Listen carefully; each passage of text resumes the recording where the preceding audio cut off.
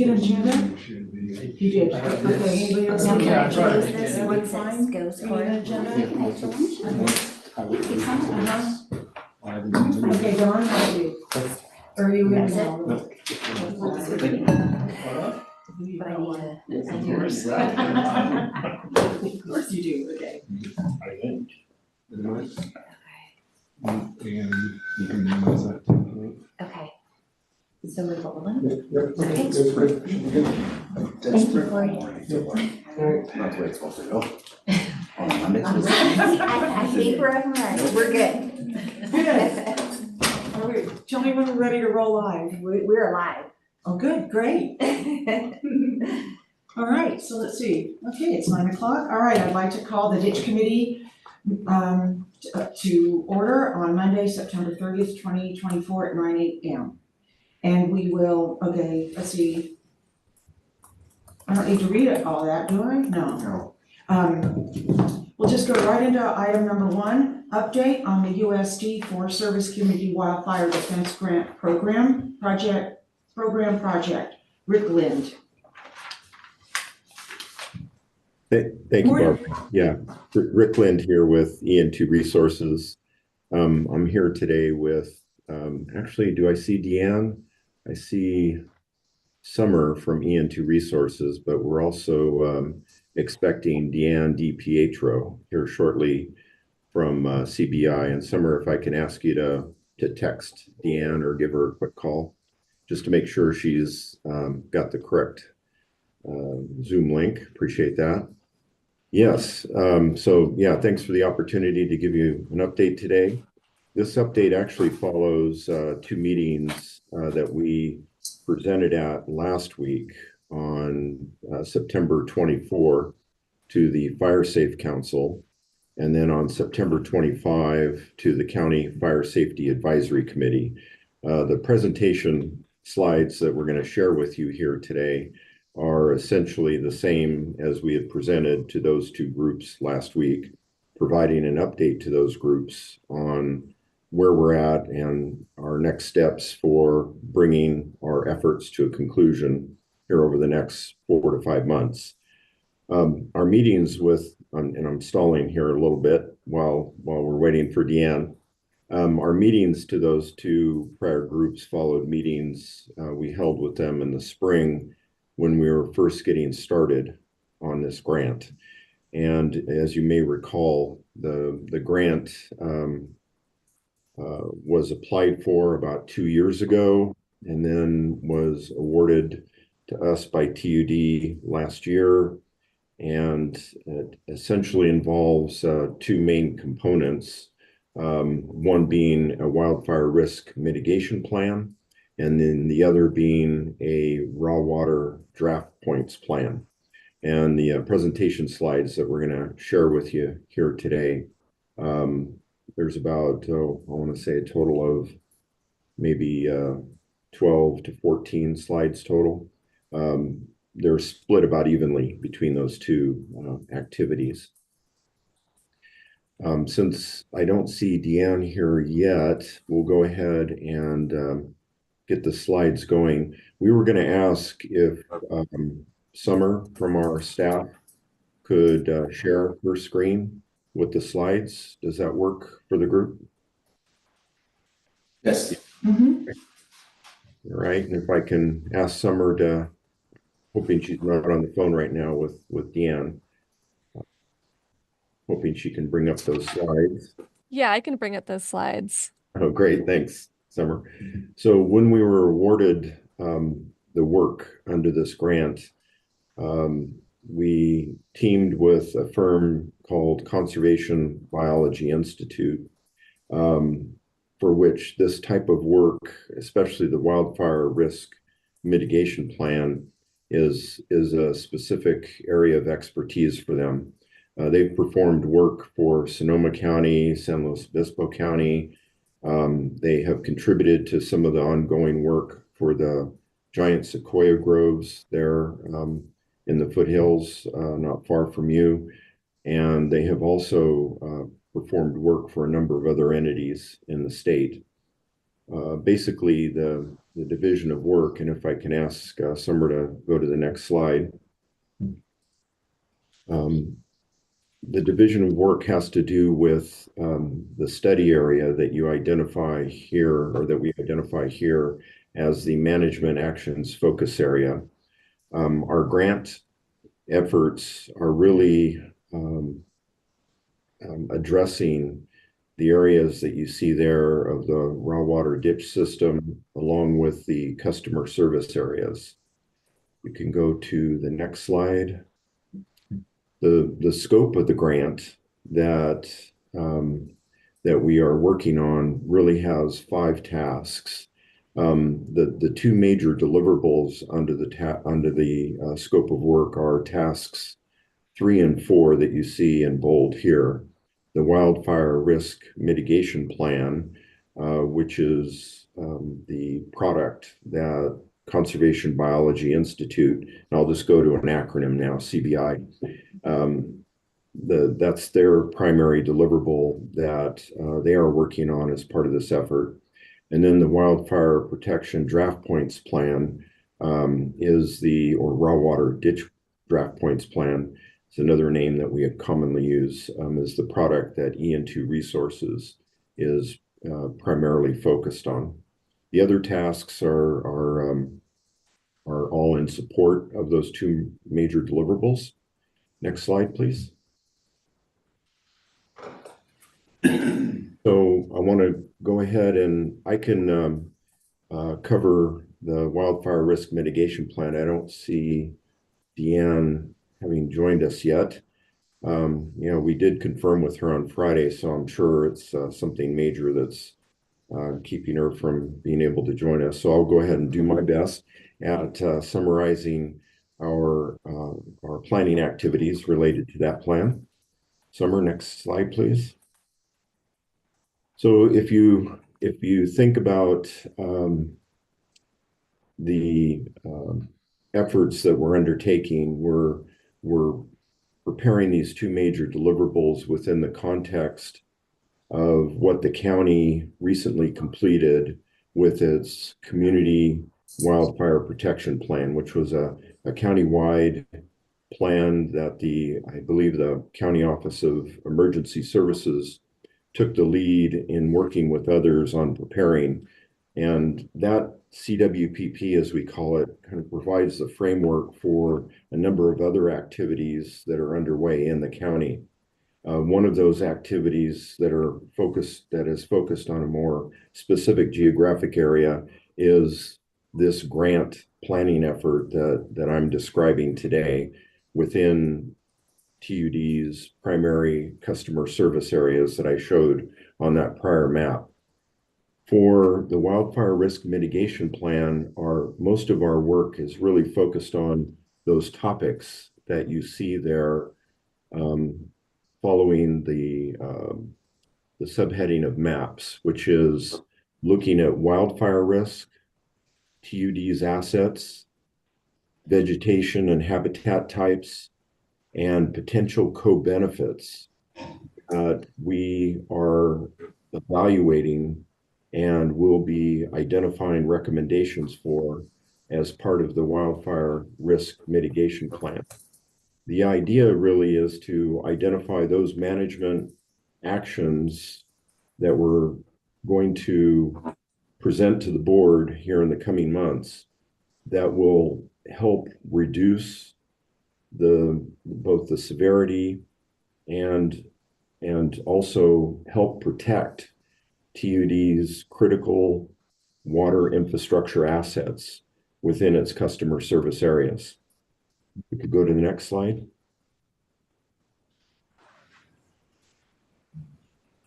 This is a map that CBI has recently completed using the data that was assembled through the Community Wildfire Protection Plan that I described being completed by the county here in this past year. What they did is they took the databases from that CWPP and they ran it through their model to identify the areas of highest risk for catastrophic or major wildfires within our management focus area for this grant. The blue lines are the TUD ditch system, raw water ditches.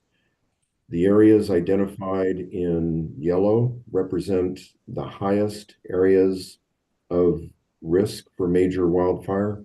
The areas that are darker colors represent the areas that are at lower risk for major wildfires. Next slide. One of the interesting things they did with their model and analysis was to look specifically at the ditch system as a key component of TUD's critical infrastructure and say and ask the question, which portions of the ditch appear to be at highest risk of major or catastrophic wildfire. They use the same color coding system here as on that last map. And what they did basically is they added about a 300-foot buffer on either side or zone on either side of the ditch system in order to perform their analysis. And as you can see here, the areas once again highlighted in yellow colors, and the lighter colors are those areas that are at highest risk. The areas that are in darker colors are at lower risk. Next slide.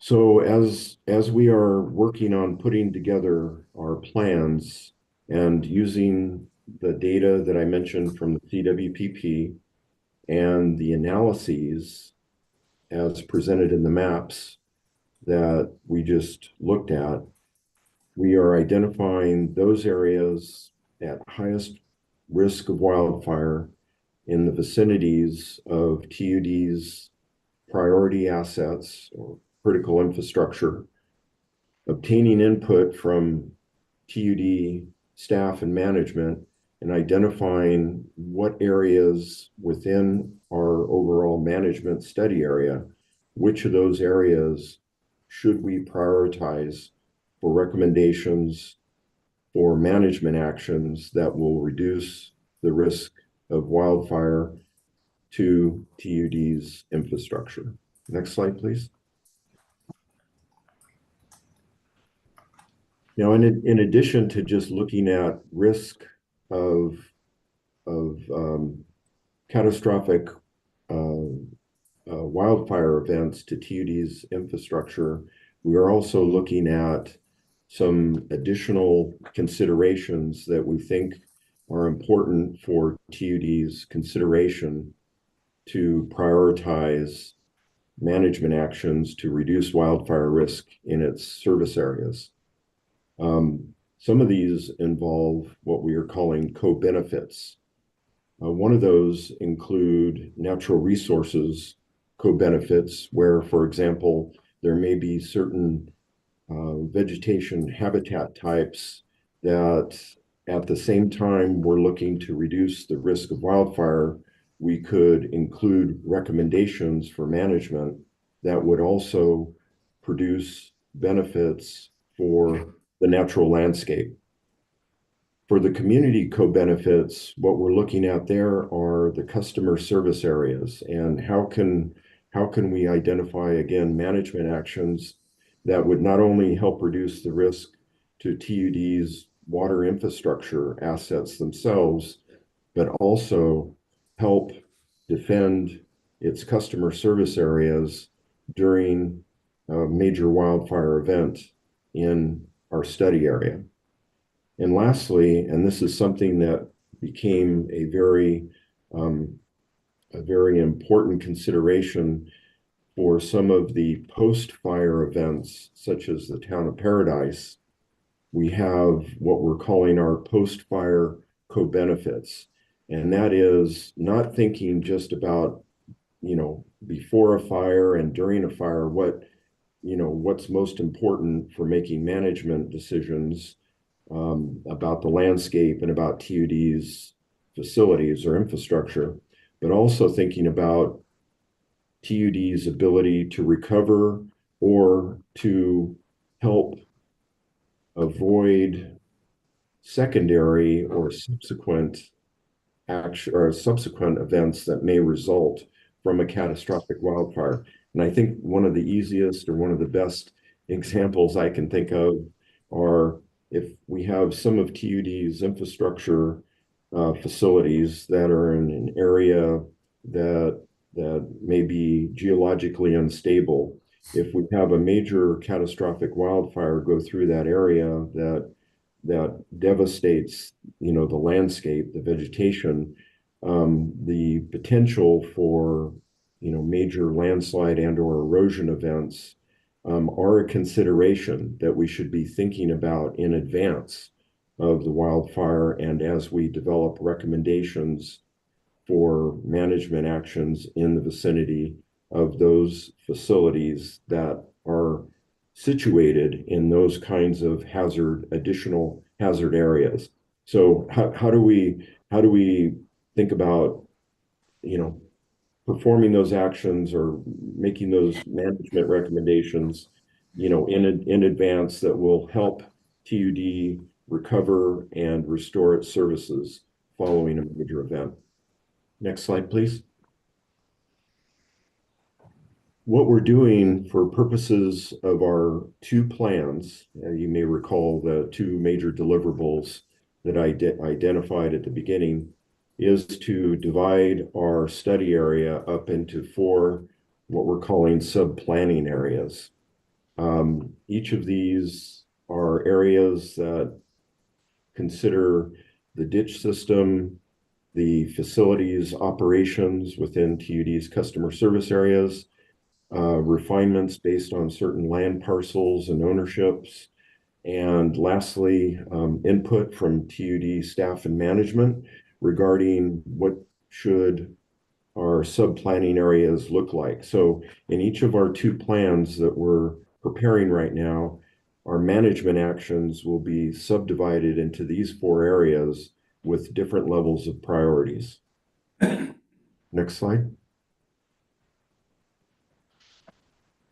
I think this is last for the wildfire risk management plan. The data that we are gathering and the analyses that we're performing, we are putting into this matrix here as it's currently designed, and this will probably be further modified.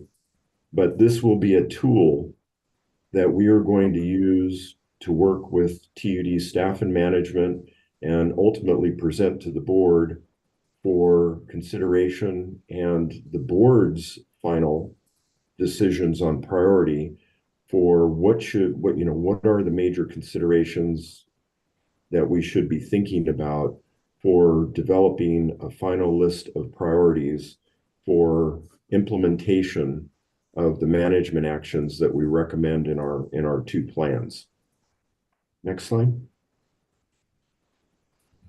So that concludes kind of a summary and where we're going with our wildfire risk management plan.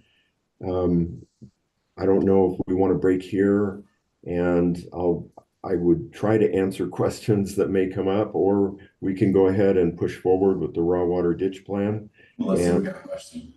Yeah. Okay. We have a question, Rick. Yes. So, Rick, on a couple slides back, Uh-huh. No, last summer, I'm sorry, I'll ask Summer to try to go to the slide. Yeah. right there. What are your pictures over the Legend. yeah, legend. So what are those colors supposed to represent? I know you separated the ditch system into areas, but what are the colors? Is there any significance to the colors? Yes. Yeah, there's I'll introduce it, and then I think maybe Eric or Tony may even have some additional comments, but the pink as it appears on my screen is kind of the main canal sub-planning area, as we're calling it. The yellow area we've identified as the Phoenix sub-planning area. The green we've identified as the Algerine planning area, and then the blue as the Columbia sub-planning area. And Okay, so it's areas, it's not severity. correct. It's, I would say it's a balance of the two. So the main canal, anything, the water that's flowing out of the main canal and Right. servicing everything first Right, is what Eric and I have identified as our first priority. sure, water treatment based. yes, Plant. right. And then the next three, I would say, would be like Columbia. That doesn't have a lake to support it. And then Phoenix would be like the third priority, because we have Phoenix Lake to support at least a couple weeks. And then Algerine is our fourth priority.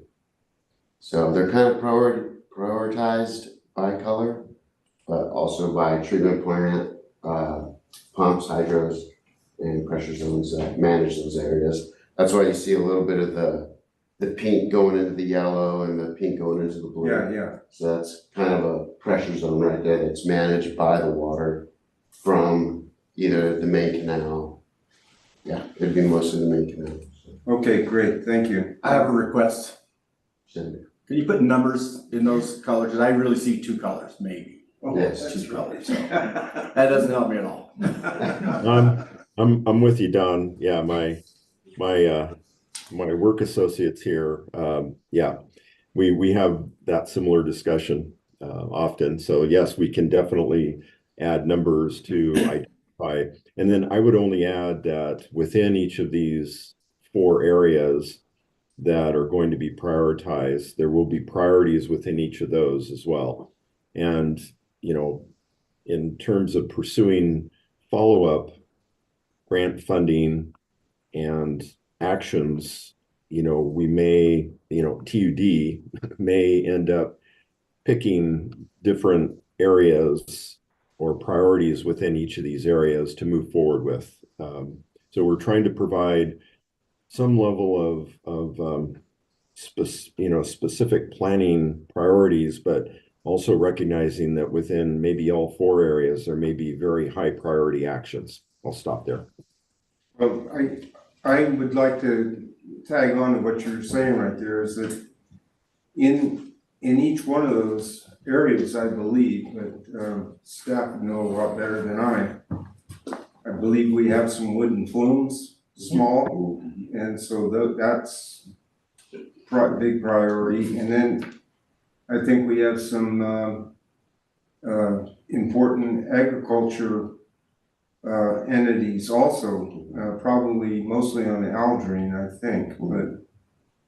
And I know Don, you probably can't see it, but the Algerine encompasses all the ditch customers, irrigation customers by their parcels. That's why, Yeah, that's why it's so large away from the ditch, is because of their parcel size. okay, thanks. I want to tag on to what you said is, like this is the way I look at the grant, the way it's written, Rick, is this is actually one of our first interdisciplinary teams where we look at, in addition to TUD infrastructure, we look at other assets and priorities, community, wildlife, cultural resources, all can have their own, like Rick was saying, #1 priority needs and protection mitigation strategies, in addition to our actual infrastructure, TUD infrastructure, that of course needs to be protected during a fire. But the endangered sensitive species of concern would be high priority. Cultural resources, of course, are high priority also. And so we're looking at this ranking as Rick was saying, they're going to be #1 priorities even within what you would have lower priority infrastructure needs. So and that includes the ability to really restore areas that have been in decline or benign neglect back up into let's say hydration for lowering fire risk. So this is a good opportunity to look at the community assets as well, and those priorities. I'm not like focusing on you. Nah, well, I'd have to generate a list of those, so. Yeah. So like just in looking at the prioritize specific locations for management based on assets again, TUD physical assets, but also the community and natural resource and assets and wildlife assets too. Okay, yeah, Ron, one thing I was gonna add to your comment about the wooden flumes is that during, I think it was the Fire Safe Council meeting, we had some individuals there noting that during, kind of a wildfire response event, there's likely to be some very heavy dozers that may be crossing sections of the ditches that are in pipes that may not be able to withstand that type of load. And as a result, these types of areas may be also identified for management actions to, make them durable during a wildfire event. I think also, Eric, you had brought up before that some of the pipe materials don't do very well under extreme, heat or fire type of a fire event. And as a result, those may also warrant some priority designations. I have another question for you, Rick. Regarding, so we made it sort of hopefully through this fire season. And just a ballpark idea for, I know you can't answer for CBI, but would it be feasible to actually have some of these fire water drafting points online or GPS by next fire season? Please. Oh, that's a great segue to the next part of my presentation. Okay. Yes, to answer your question, yes, and we're doing that right now, and I'll get into that here shortly. But before I go to the next section, any other quick questions before we move on? Okay. All right, Summer, next slide, please. Yeah, we're going into that second major deliverable that I had identified at the beginning, which is the raw water ditch draft points plan. We're unsure of the final title right now, so you'll see us interchangeably use wildfire protection draft points plan as well as raw water ditch draft points plan. And of course, we're open to input, from TUD and others regarding, the best name for this deliverable. But our objectives, of course, are multiple, but primarily involve increasing the availability, the locations, and the capacity of raw water to the fire suppression agencies, and planning those locations in advance of an actual event. We have several reasons for wanting to do that. One of the biggest is reducing firefighting demands on potable water. The potable systems do have limited capacity. Plus, if, as we think about wildfire events, we often have fire suppression agencies unfamiliar with our region, and as a result, they, come from like Siskiyou or San Diego or elsewhere, and not knowing, the TUD system area. If there were an event, when it comes time to trying to defend homes, they're going to go for whatever water supply is available. So by identifying and then formally establishing these raw water draft points along the ditch system, we're essentially going to be able to provide the fire suppression agencies with those specific areas at which they can go to in order to defend, our TUD infrastructure, our customer properties and lives as they're fighting the fire. So basically, again, it's increasing the availability and capacity of our fire suppression agencies, whether they're familiar with our area or not, to defend our resources, both human and natural, in our study area. Next slide, please. So back in 2022, EN2 worked with TUD to identify a number of draft points along the main ditch and the Eureka ditch, which is the easternmost ditch shown here on the map. Earlier this year, we preliminarily, pardon me? Oh, I heard a noise. Earlier this year, we preliminarily identified some additional draft points further south and to the west. And then if we can go to the next slide, this last summer, we identified some additional points of which we just in this past week performed additional field review on. What we're doing for each of these points, and this is the current status of all points that we are considering, what we are doing with each of these points is inventorying the characteristics of each of these sites, identifying access to them, identifying the ditch dimensions, and whether there is a reasonable expectation that the fire suppression agencies will be able to access and draw water using a variety of means, as we'll get into in a few minutes, using a variety of means to help defend wildfires in our study area.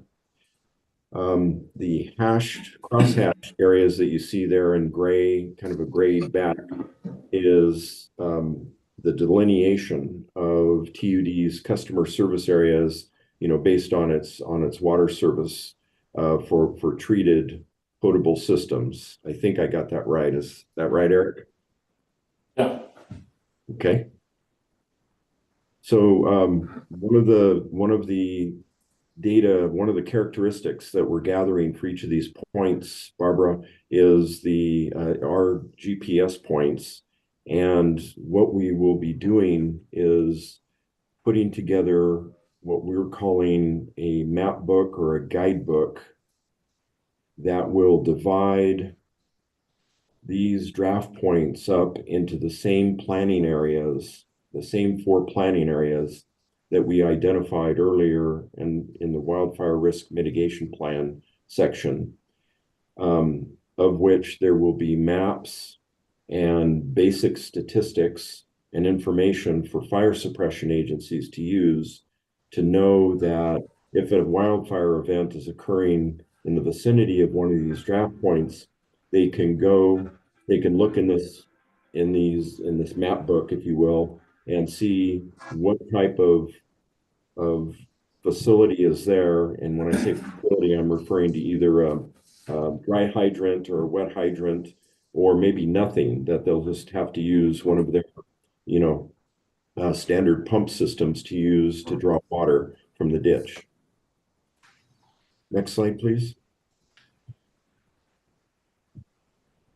What we're going to be doing with these draft points that I just showed is go to the fire suppression agencies, and we talked with them again this past week. We're going to be scheduling some meetings with CAL FIRE and then all of the local fire protection districts, and identifying what they believe are the most important locations for more formally establishing raw water drafting at these locations that were shown on the map.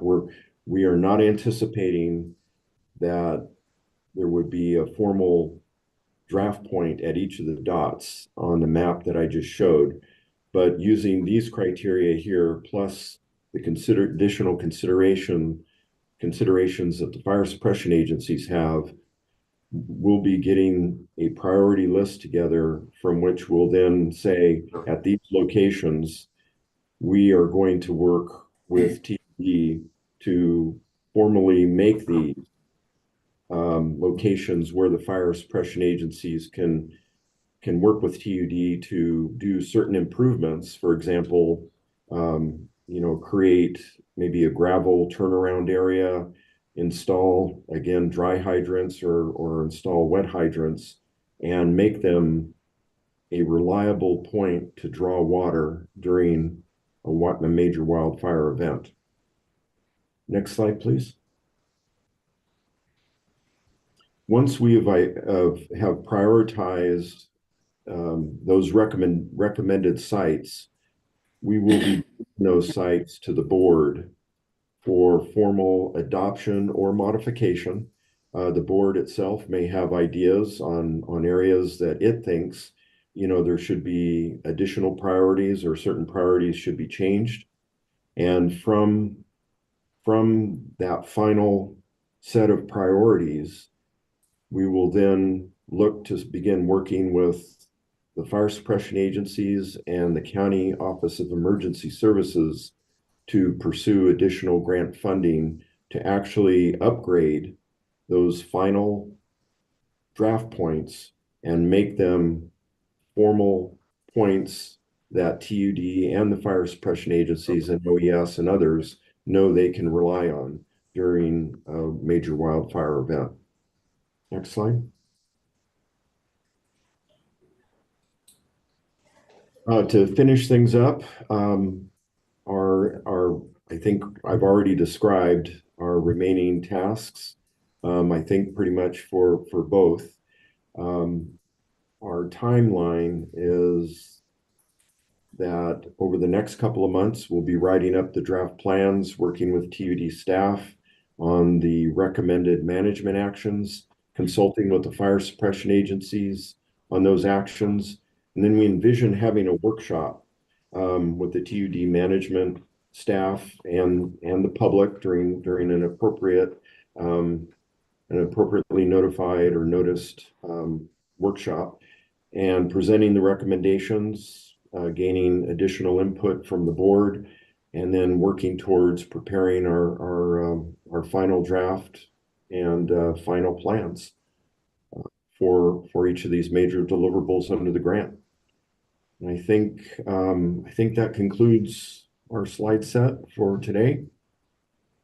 Any further questions? Well, thank you, Rick. I have a couple of questions. And one of them is based on, I was leading a hike for outdoor education earlier this year, and I actually came across a Forest Service vehicle up in the Crystal Falls area. They were doing a control burn, and they were already drafting out of the main canal there, and they were already dampening the ground and whatnot for as they were doing control burn. So they were doing a cool burn, if you will, by moistening the down and dead woody material.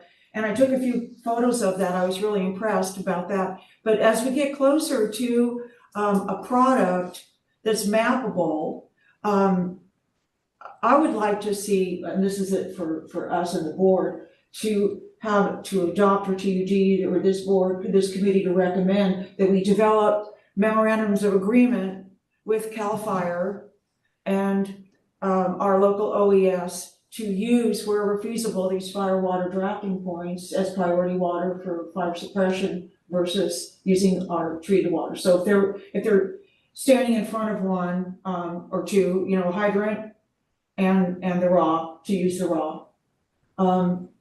And one reason is because power may be cut off because of PG&E. So the more we get in the habit of using our gravity fed non-potable, then the better, because we're not going to be caught flat-footed. So any rate, I'm just saying that would be something that TUD would want to do, is to develop these agreements so that we get the county on board and CAL FIRE on board instead of just bleeding down the treated water tanks.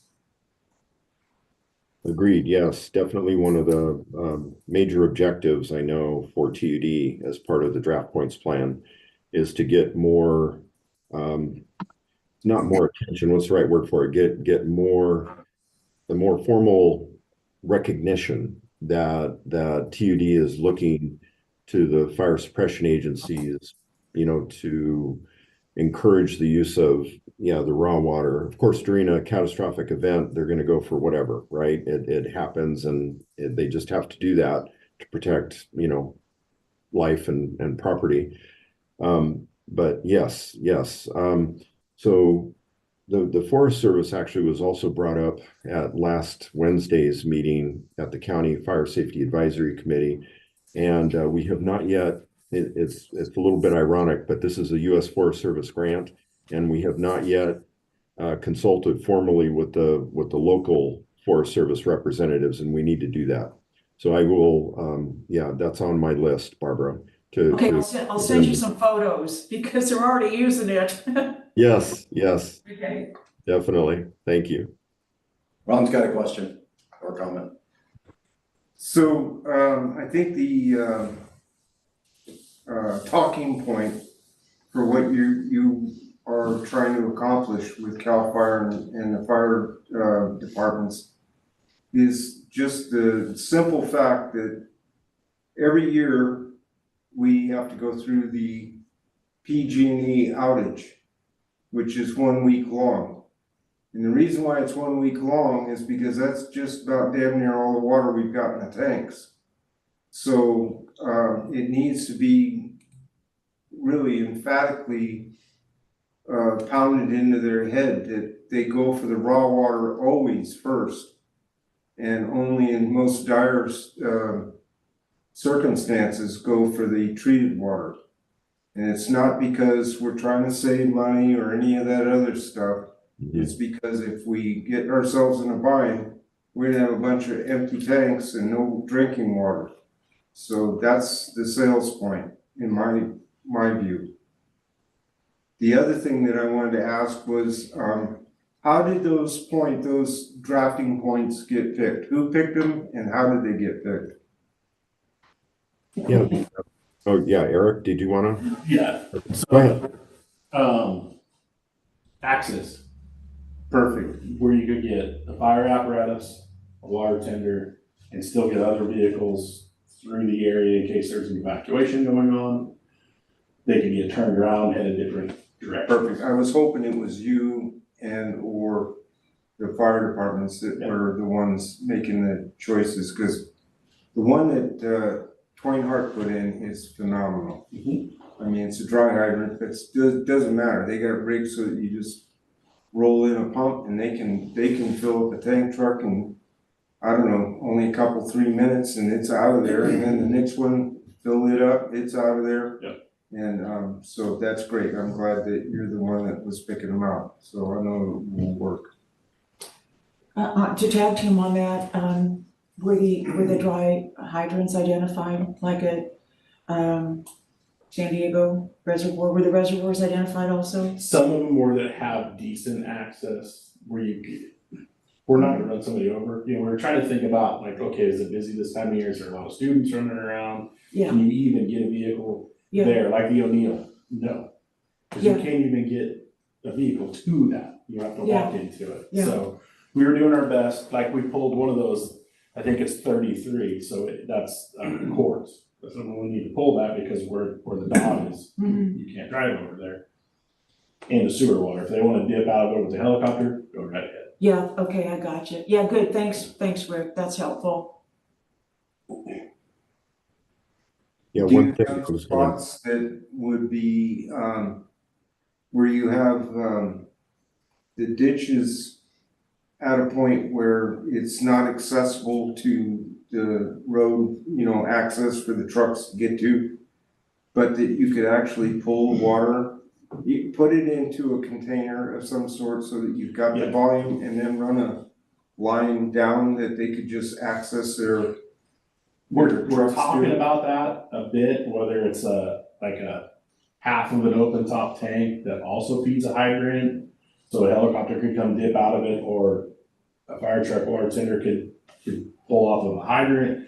Though we're in just the beginning discussions of that. Did you there. see the drawing that I made up several years ago that I gave to Bob? Yeah. You did, so, Yeah. because you can, make it so it's always full, Yes. have it come in and then when it's full, it goes back out and, okay.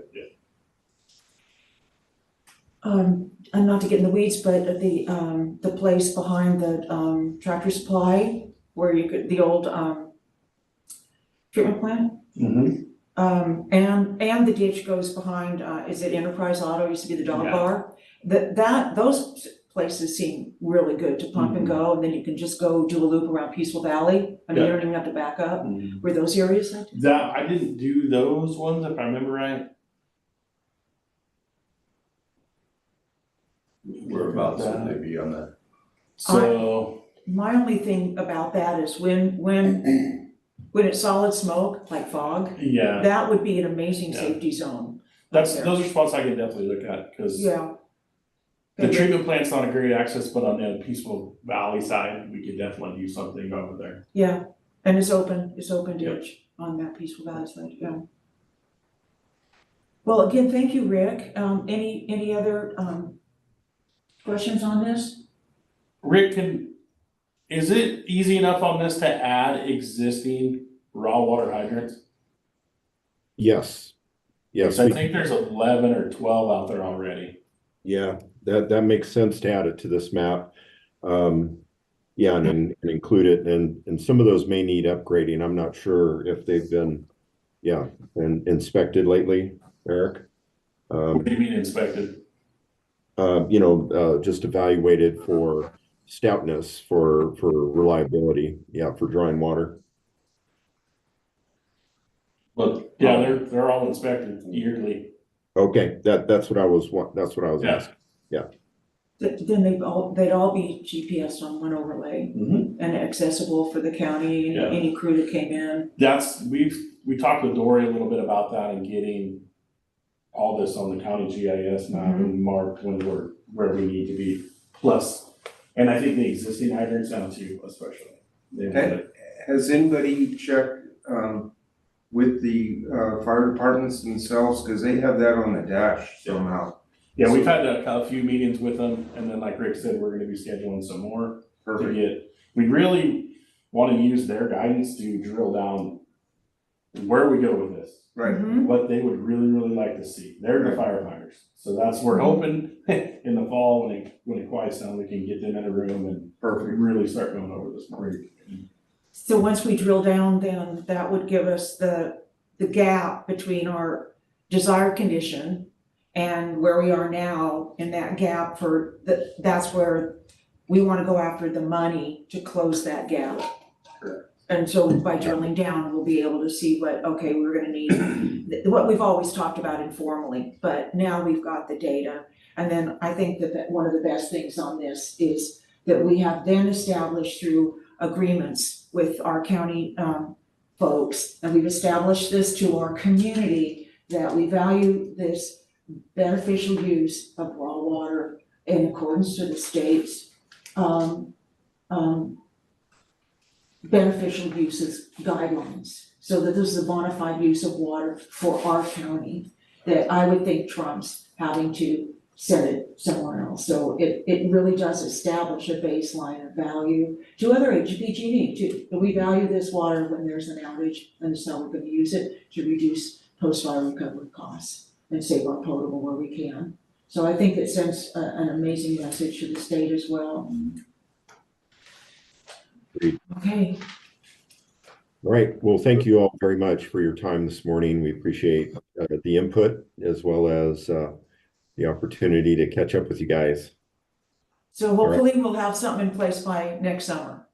Correct, Okay. yeah, Grant, we're shooting for January, February for the board workshop. Good, okay, Great. okay, thank you, Rick. Thank you, Rick. Thank you all Thank very you. much. Have a good Okay, day. Have a good week. Eric, make sure that you, keep me or Lindsay Mattos in the loop, because we are out beating bushes for grants. Okay, And, that would be, she's liable to find something. okay, will do. Good. Okay, That's it. yeah, that's it. I don't have anything else to add except, bringing this to a needs place where we can actually then go after money to produce these water documents. And also, not lose sight of the community benefits and building in the resiliency and the green infrastructure, which was part of the grant that Rick didn't mention. Yeah. The importance of keeping that intact. Okay, any other, Just maybe, I don't know, Emily's here. Maybe some thought of a press release at the proper time that we have the community's best interest at heart. And we're working on this project. TUD's doing it all on their own. And maybe the insurance companies ought to take another look at how nasty they are. well, I think that's a really good idea because, you know, building community trust doesn't happen at the 11th hour within 24 hours. Right. And we're trying to tell you people what a great job we're doing. So even if we don't have a finished product, I think that that's a really good idea. We're working towards it. This will be, that we're working on this and this is why, so that the public knows Right. why that we're trying to save a little total water and that we're developing these for the community safety. I think that would be great, And the value of the ditch system yeah. itself. And you could pull the language right out of the deliverables on the grant. Because it's, I know we like to do things after it's already, you know, we have a blue ribbon cutting, but I think that this may be a good idea.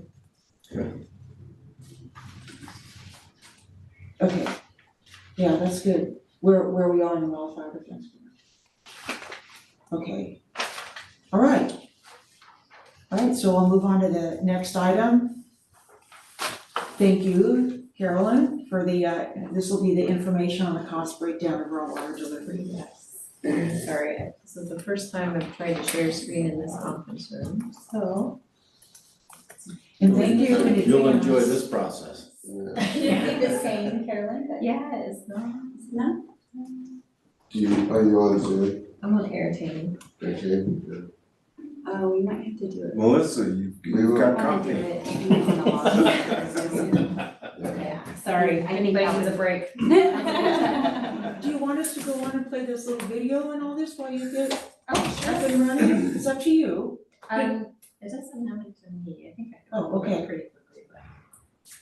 Make sure that.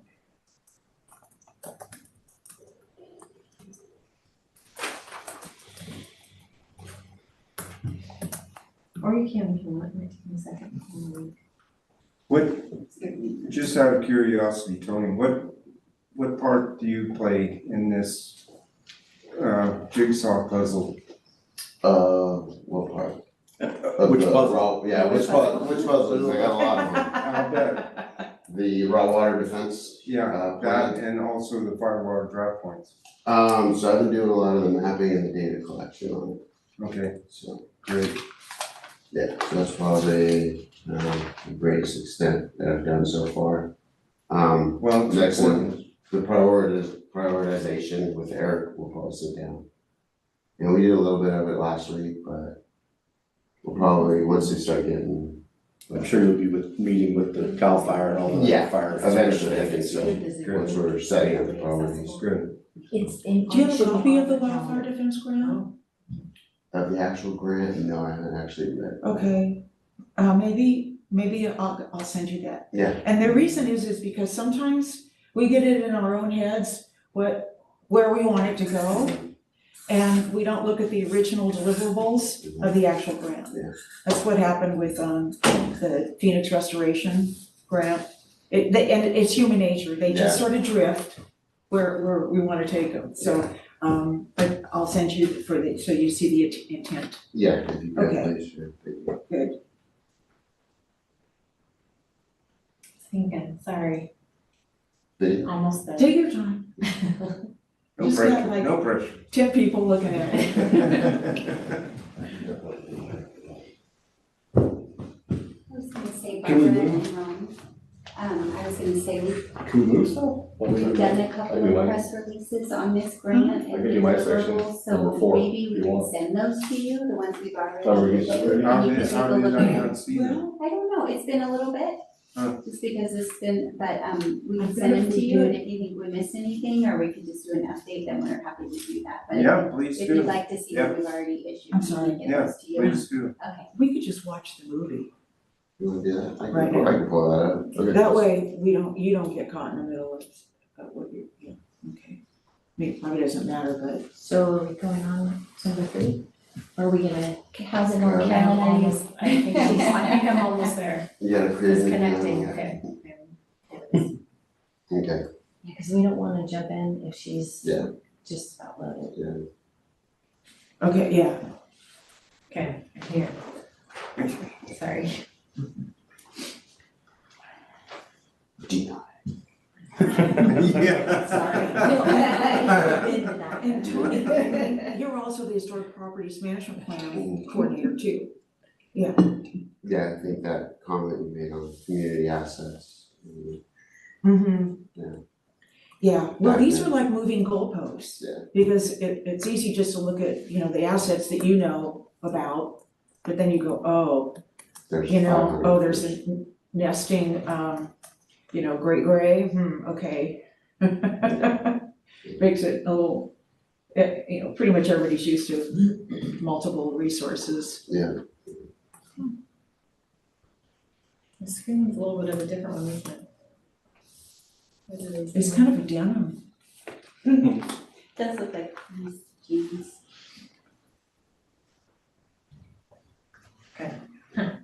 Let's work for Friday. Okay, so sorry about that. But yes, today I wanted to just provide, and I think this, Barbara was interested in this information. So this is a very broad overview of our raw water delivery expense analysis. And essentially this analysis does get done each year, but what I'm presenting today is kind of a 5-year average overlook of it. And so just to get started on that, it will be very broad, there's not tons of detail in it, it's just kind of the broad analysis of it. But what we'll be looking at, as I said before, this is kind of a 5-year average, so I looked at the fiscal years of 2020 through 2025. And what we'll be looking at is what are our raw water expenses in general? And then, in addition to that, we actually look at what our raw water consumption is. And then how they relate to each other, so kind of an expense distribution based on our actual consumption, and I'll get into more detail of what that means later on. And then also looking at, well, then what is our revenue versus our expenses? So those are kind of the 4 things that I was gonna go through in this slide deck. And hopefully this is gonna answer questions. I wasn't totally sure what the questions were, so I'm guessing at it, but Well, it gives us a picture so that we can take the next steps, whatever we need to do. perfect. So then looking first at our raw water expenses. So a 5-year average, a typical year over the last 5 years, our total expenses is about $2.4 million. And you're gonna get into what that Yep, what that includes. includes. Okay, great. Yep, so first, what it includes is any kind of expenses that are directly attributable to raw water. So that includes labor for the raw water department. And that includes their wages, their benefits, taxes, it's about 7.5 full-time equivalents as well as 8 temps.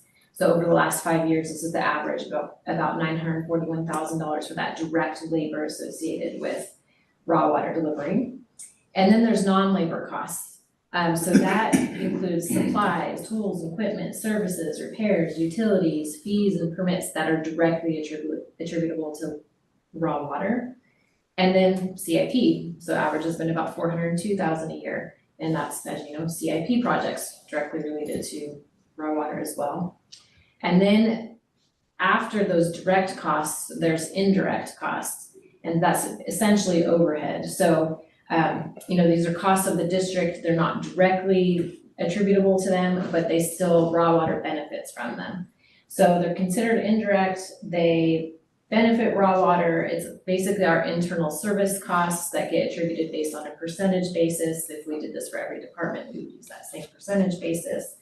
And it would include things like fleet maintenance, customer service, administration, engineering, all of those types of things that we can't pinpoint this exact cost is for this very specific raw water thing, but it benefits all departments as a whole, and then there's an allocation methodology where it gets kind of allocated out when you're doing an analysis like this. So that's what this would equate to on a 5-year average. So that's basically what the $2.4 million is I have a made up of. Question on the Yeah. labor. Yeah. I think you verbalized it, that it's based on 7.5 FTE. However, during wintertime especially, the construction maintenance crews will add to this, correct? Is that in this labor? That's, I was gonna ask the same question. Yes. Overtime, extra. I Yes, don't wanna say extra, overtime, if the construction department, for example, did work specifically on a raw water project, we do have that ability specifically with them where they can code it directly to water. What about when they're floating snow? We're working overtime. Yes, that Okay. would be included, because that's all ditch personnel, but Well, that's construction maintenance guy. We'll grab anybody. We got sewer guys. yeah. Water treatment Everybody guys. but the general manager. Right, it depends, I didn't look into that much detail Okay. specifically, if it's not direct, it would definitely be in the overhead Oh, portion. gotcha. You know what I mean, cause that does get coded to water and then it would be, And then the floating of the snow and all that, the conveyance, maintenance is prorated over everybody because everybody benefits. yeah, so that's the part I'll get into next, so Okay. this is the raw water in general, right? Yeah. So this is $2.4 million raw water Right. expense. Okay, So the overhead part, that is distributed, or that is charged to each department? It's not really in practice, if you will, but when you're doing an analysis like this, there's a methodology where you can say, well, it all gets charged in our accounting system to our internal service fund. But if I take all of those costs and then do an analysis like this, I can attribute it to each department if we're doing this type of analysis, if that makes sense. Okay, In practice, we don't do that, but when doing an analysis, we would want to do that, okay. if that makes sense. yeah.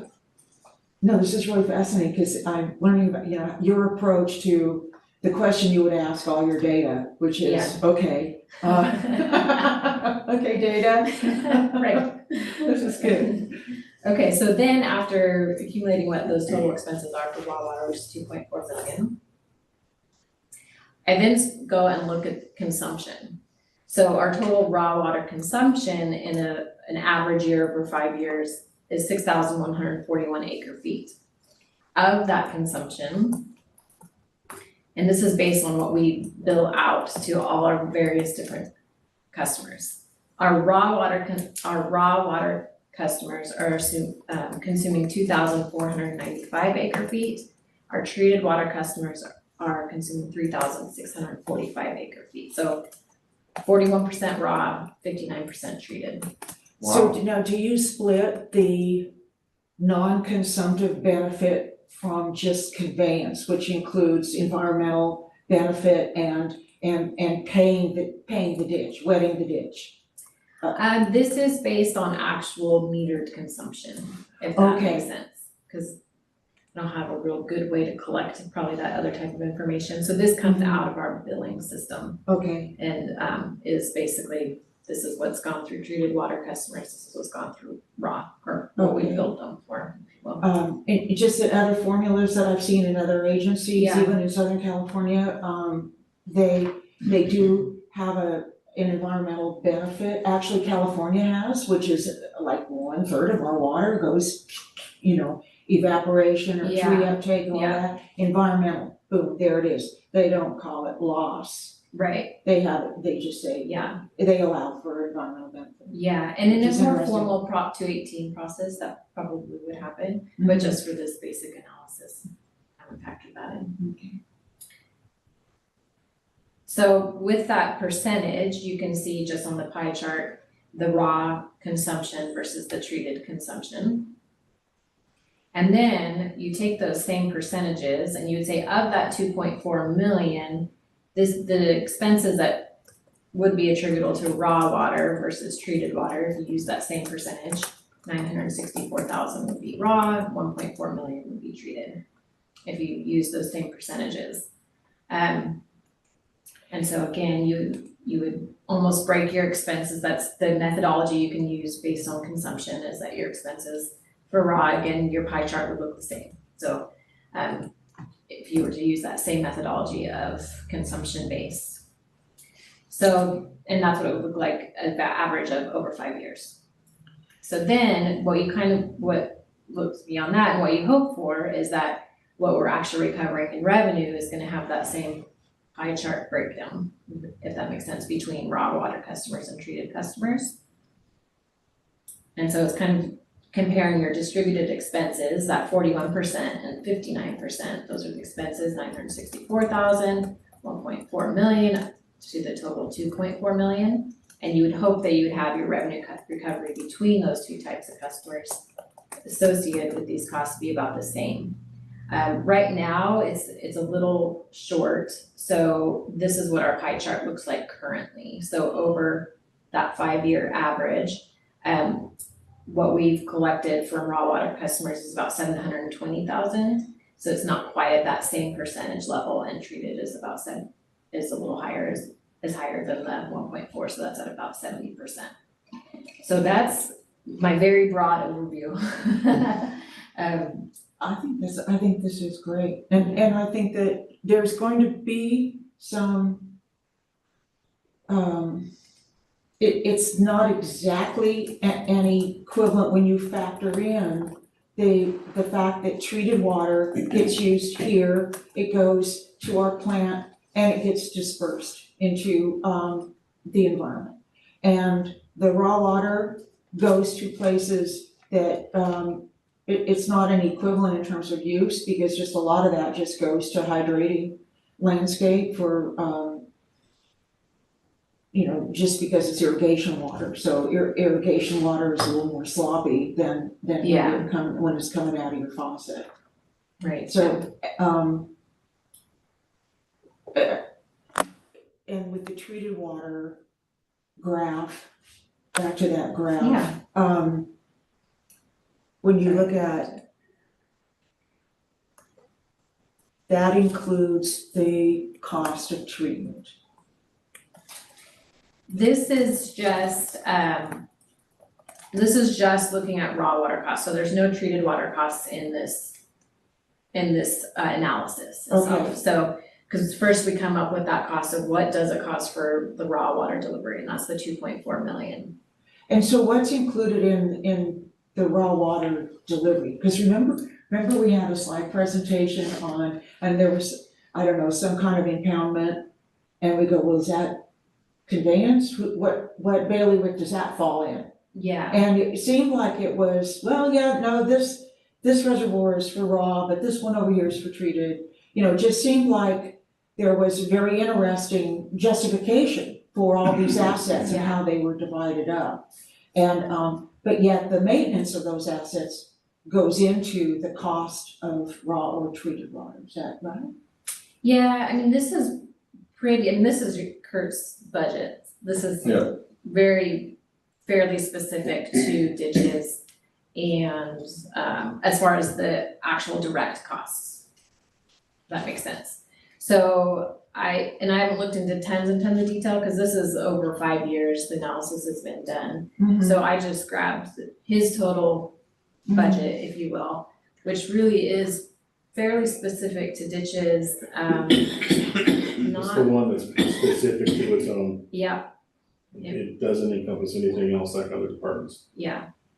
Okay, so the labor is like your crew. It is. That's it. And then It doesn't like they said, factor. maintenance guys coming in on overtime and stuff like that, if they're helping me out, they'll get charged. Should go to my cost. Which you budget for. Yeah. Yeah, we look back and see on average how much you used the maintenance crews for your activities, and you budget for it. So now I'm trying to open up a old wound here, sore. On the, it's, what is the reason why, I know what the reason is, but I'm gonna say it anyways. What is the reason why, the, raw water, is so much less, the income from it is so much less than the income for the water supplied to the the treatment plants. Yeah, so you mean this last slide here, It really isn't. this one. That's pretty good, couple $100,000. Yeah, That's not pocket change, at least in my world. yeah, so I mean, part of it would be, it's how our rate structure is set up. So, I mean, it's something that probably should be looked at in a pretty good Prop 218 process. Well, I'm looking at 30% to 41%, correct? Mhm. Something ain't right there. So I'm not saying that we need to run out and go raise rates. But I think that when certain ranchers start complaining about how much you're paying for the raw water and they're at the end of the ditch, and it takes Kurt and his gang all those miles of getting it there to them, maybe somebody better not be complaining. Well, I'll complain, I knew you would. But that's not what it, I mean, I appreciate that, Ron, but what I'd like to do is advance a discussion on, can we get more customers on? Can we, demonstrate that we value raw water for outdoor irrigation? Why use treated water when we can put other customers that are near it on the system, thereby demonstrating, use commensurate with treatment, which is what the state is looking for, how we utilize our dual water system, because that's what we have here. So how do we make it, how do we help? Should we use, should we partner with the college and use, ditch patrol? So I floated this, in the early years with Gary Yeager, and we actually did a little sequel on it, and, in other words, you property owner along the ditch system, how do you feel about people being TUD's eyes and ears and walking the ditch and pulling out, stuff, and putting it on the side and doing that, eyes and ears of TUD during the in-between times for their regular outage maintenance programs. And so we sent that questionnaire around, and more people, just slightly more, but more people said, yeah, I would be in favor of that. If that helped cut costs, I would, and they were lanyard, and they were trained and knew how to kind of help, trained by you guys to do maintenance in accordance to our historic properties maintenance plan and other things, they would be okay with people walking through it. And so it seemed like, but culturally, we weren't ready to have people walk the ditch system to help offset costs. But we may be culturally ready now to do that. And that means people reporting to you guys what they saw out there, any hazard trees, that I'm not suggesting that they suit up and float snow, but I don't think we've utilized the community like we could to. I think we can maybe do more. I don't know, legally, this, I don't wanna get too far down the road about using volunteers. Legally, I don't know how well we can use volunteers and not be liable. But that's not what my point I wanted to make was, I feel like on a regular basis, the community does reach out to us, at least to me, and says, hey, there's a tree down, I gotta, and so I call Aaron, so at least to me, I feel the public, I know the public is using the ditches more, it's all over my Facebook, there's a handful of people around our ditches and showing the ditches all the time, so it's pretty well recognized. Even though TUD doesn't promote it, it's a recreational component of our county that very few people get to enjoy. So anyway, I get that. I don't want to go down the road of using volunteers. I just don't know the legalities of it today. I don't know what it was like when Gary was here, but. Well, and we wouldn't know, unless we had, they could even ride bicycles, but they would definitely keep, especially with the college, They work on the ditch right outside the college, in the west end, up above the town of Columbia, and they do a lot of vegetation management. the PR, because you have the college is dedicated to natural cultural resources management. You have the ditch going through around the San Diego with the story on it, with the interpretive panels right there. We have an amazing opportunity, I think, to bring something that's currently unmanaged and kind of, well, you just sort of walk it, if you have permissions, and we don't really have any proactive policy on it. And again, that really establishes, we value this system for what it can give us, and develop a recreational component so that we can actually say, this is managed, your dog must be on a leash, you have to close gates, you're on private property. I mean, everywhere else, even Texas, they do this. So to me, it's an opportunity to help offset costs, educate the public on where their water comes from. Build goodwill that positions us for when we do get back online, let's say with PG&E, if and when, who knows, but we're not doing 11th hour public relations. We are doing it to establish that we value the community, we want to educate them in a passive way on there. And it gets into that, they have rights to walk it, then they have responsibilities as well. So it's a rights and responsibilities component. So it just feels like being able to offset this with more public engagement, because that's a value.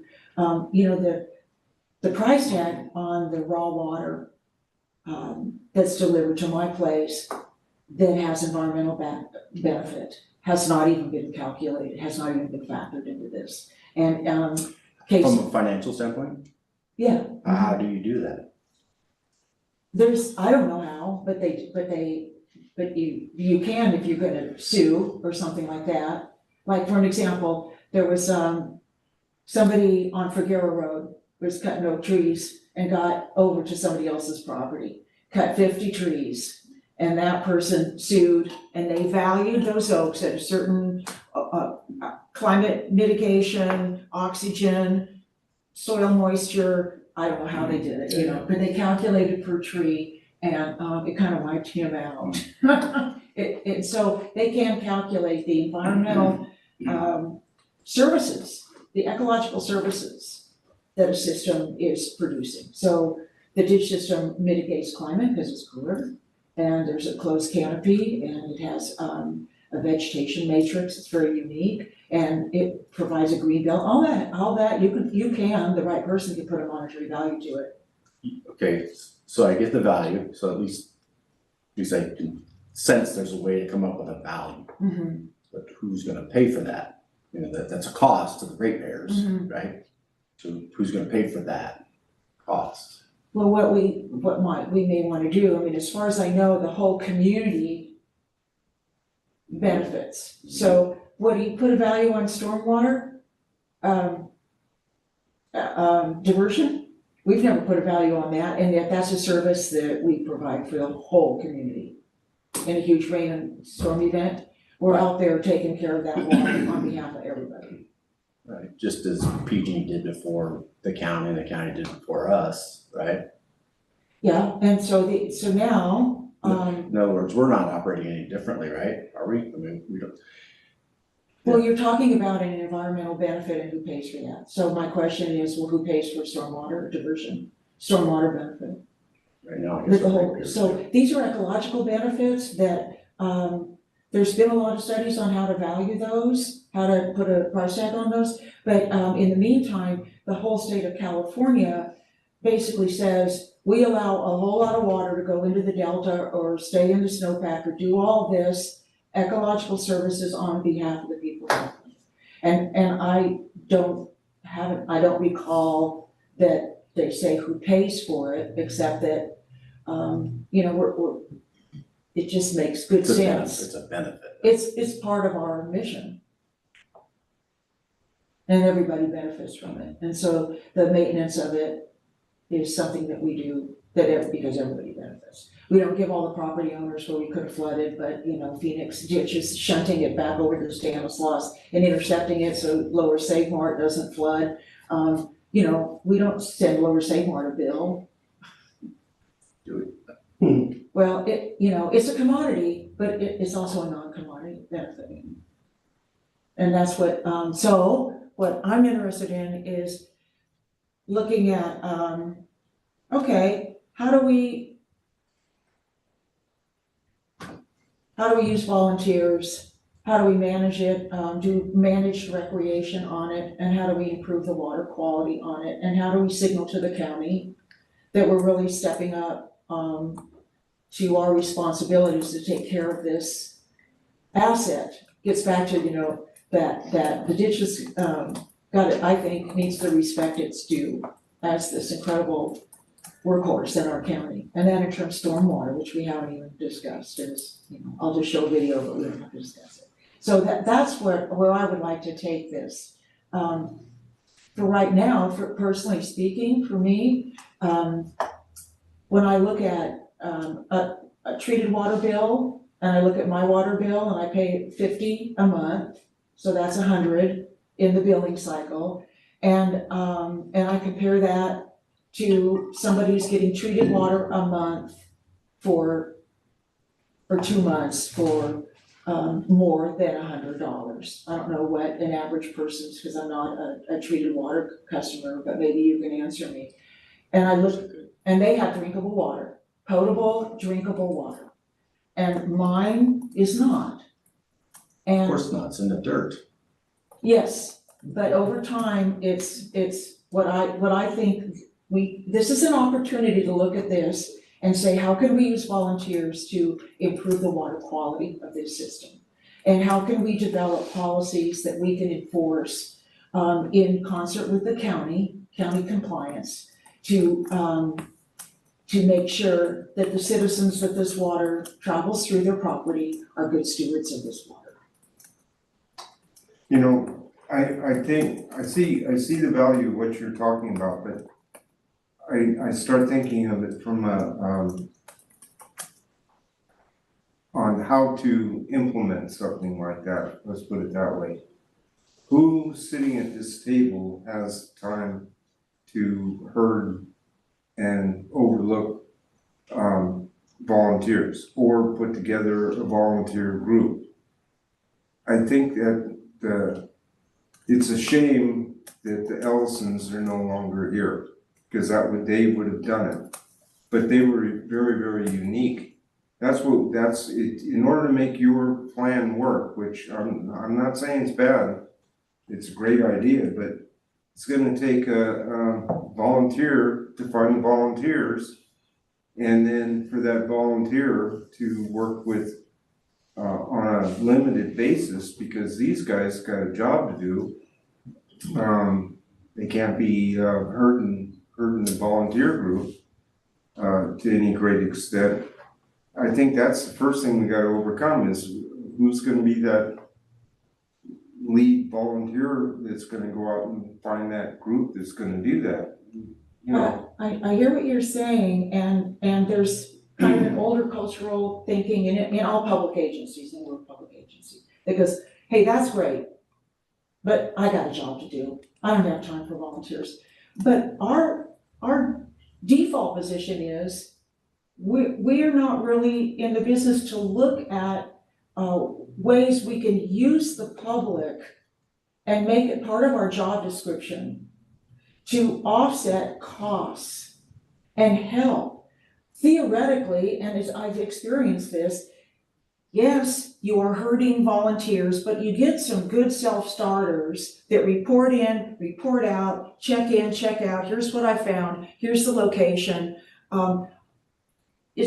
We need to, if we go in at some future date for another rate increase, I would like to be able to say to the ratepayers, we utilized volunteers to help stretch the buck here. We didn't just go, no, we're just gonna hire another ditch person to walk it. It needs to be in our job description, seriously, to manage volunteers. Once again, I'm not gonna argue with you that might not be a really great thing to do, but at the end of the day, so it would be Kurt, let's just say, because he's head of the ditch. He's the guy that is handling everything, well, Eric and Kurt. So now you've got, a group of volunteers that are reporting in or doing whatever you're suggesting. And they are sat down at their desks, they're listening to, or they've gone out to the ditch to meet with them, or however it's gonna work. And they now have, X number of hours. So then when they come in, they report to Carolyn, and Carolyn needs to put a number to that, category, which it's gonna be put to, their hours, Whose hours? their hours. Who's ours? You're saying theirs, but, For Eric and Kurt, oh, okay. for So- working with the volunteers. Yeah, but think of what it buys us. When you look at the TUD staff, they go to training, Tony, you're now the Historic Properties Management Plan Coordinator.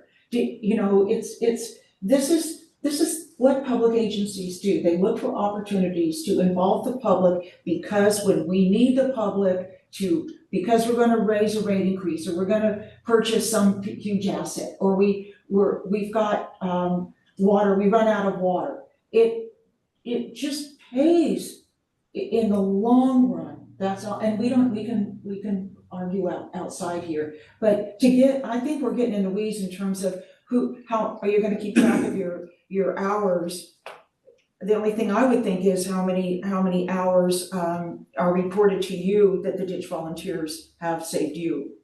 Because they've gone out there and they've troubleshot and walked miles of it and looked for snags or fixed stuff, little things. So we're constantly getting phone calls from people walking the ditch that, hey, this happened, leaks, dead deer, skunks, trees in the ditch, and I get that right now weekly. Yeah. And so that's a lot of times, or we go walk the ditch and find issues, but yeah, there's a lot of hours per week already of doing that. Yeah, and it's part of the crew's job, to not just yours, but TUD's out in the public all the time. And people have a lot of questions, they wanna talk, and we get good reports back from that good interaction with our employees. I mean, it's really cool, and that is amazing public relations right there. It's just ongoing. But in terms of positioning TUD for grant money to, let's say, start up a volunteer program or get people outfitted or get fences for this thing, when you can establish that we have people walking the ditch and has saved TUD so much money, that speaks volumes in a grant, how we've been doing it already. Like you were saying, just in an informal way, but bringing it into a formal ask, because we have this program for volunteers, it's on our website and people can sign up. That takes that informal thing into, like the Columbia Park has docents. These are people really dedicated to be your eyes and ears. And yeah, this is a first generation type program. And I can see it being met with resistance, but when you look at the long game of where we want to go, it's really essential, I think, to look for every single opportunity to constructively involve the public. Or good luck to us when we need it. Well, I'm gonna just say, there was an implication that, we have to start demonstrating to the ratepayers that we can save some money by the use of volunteers. For goodness sakes, if they are paying attention to us, they see the millions of dollars we bring on an annual basis in grants. They see the millions of dollars of future costs being eliminated on a regular basis around here by this staff. So when it comes to doing everything we can, I think we're doing a lot that we can, and we're getting low-hanging fruit, but those low-hanging fruits are holding millions of dollars, not hundreds of thousands of dollars. So I feel like we're doing a good job, but and I know we can do, there's more we can do, and I'm gonna do some research on this volunteer thing. One question I guess I've never asked Joel or Michael Minkler over there across the river if they use volunteers on there. It's just my opinion. That'd be great. Then you next know? week we can have. Okay. So let me say that there's a ton of good work that TUD is doing. There's areas that are so good that I don't mess with them at all, you know, and yes, it can be self-evident to the public, but where they can walk next to the water and they can feel the climate difference, the shade, the beauty, they are next to it. It's tangible that they can bond with it. It's ADA accessible. I mean, it's only what, 1%, 0.5% grade for strollers or wheelchair people. It's a phenomenal asset to open in small areas.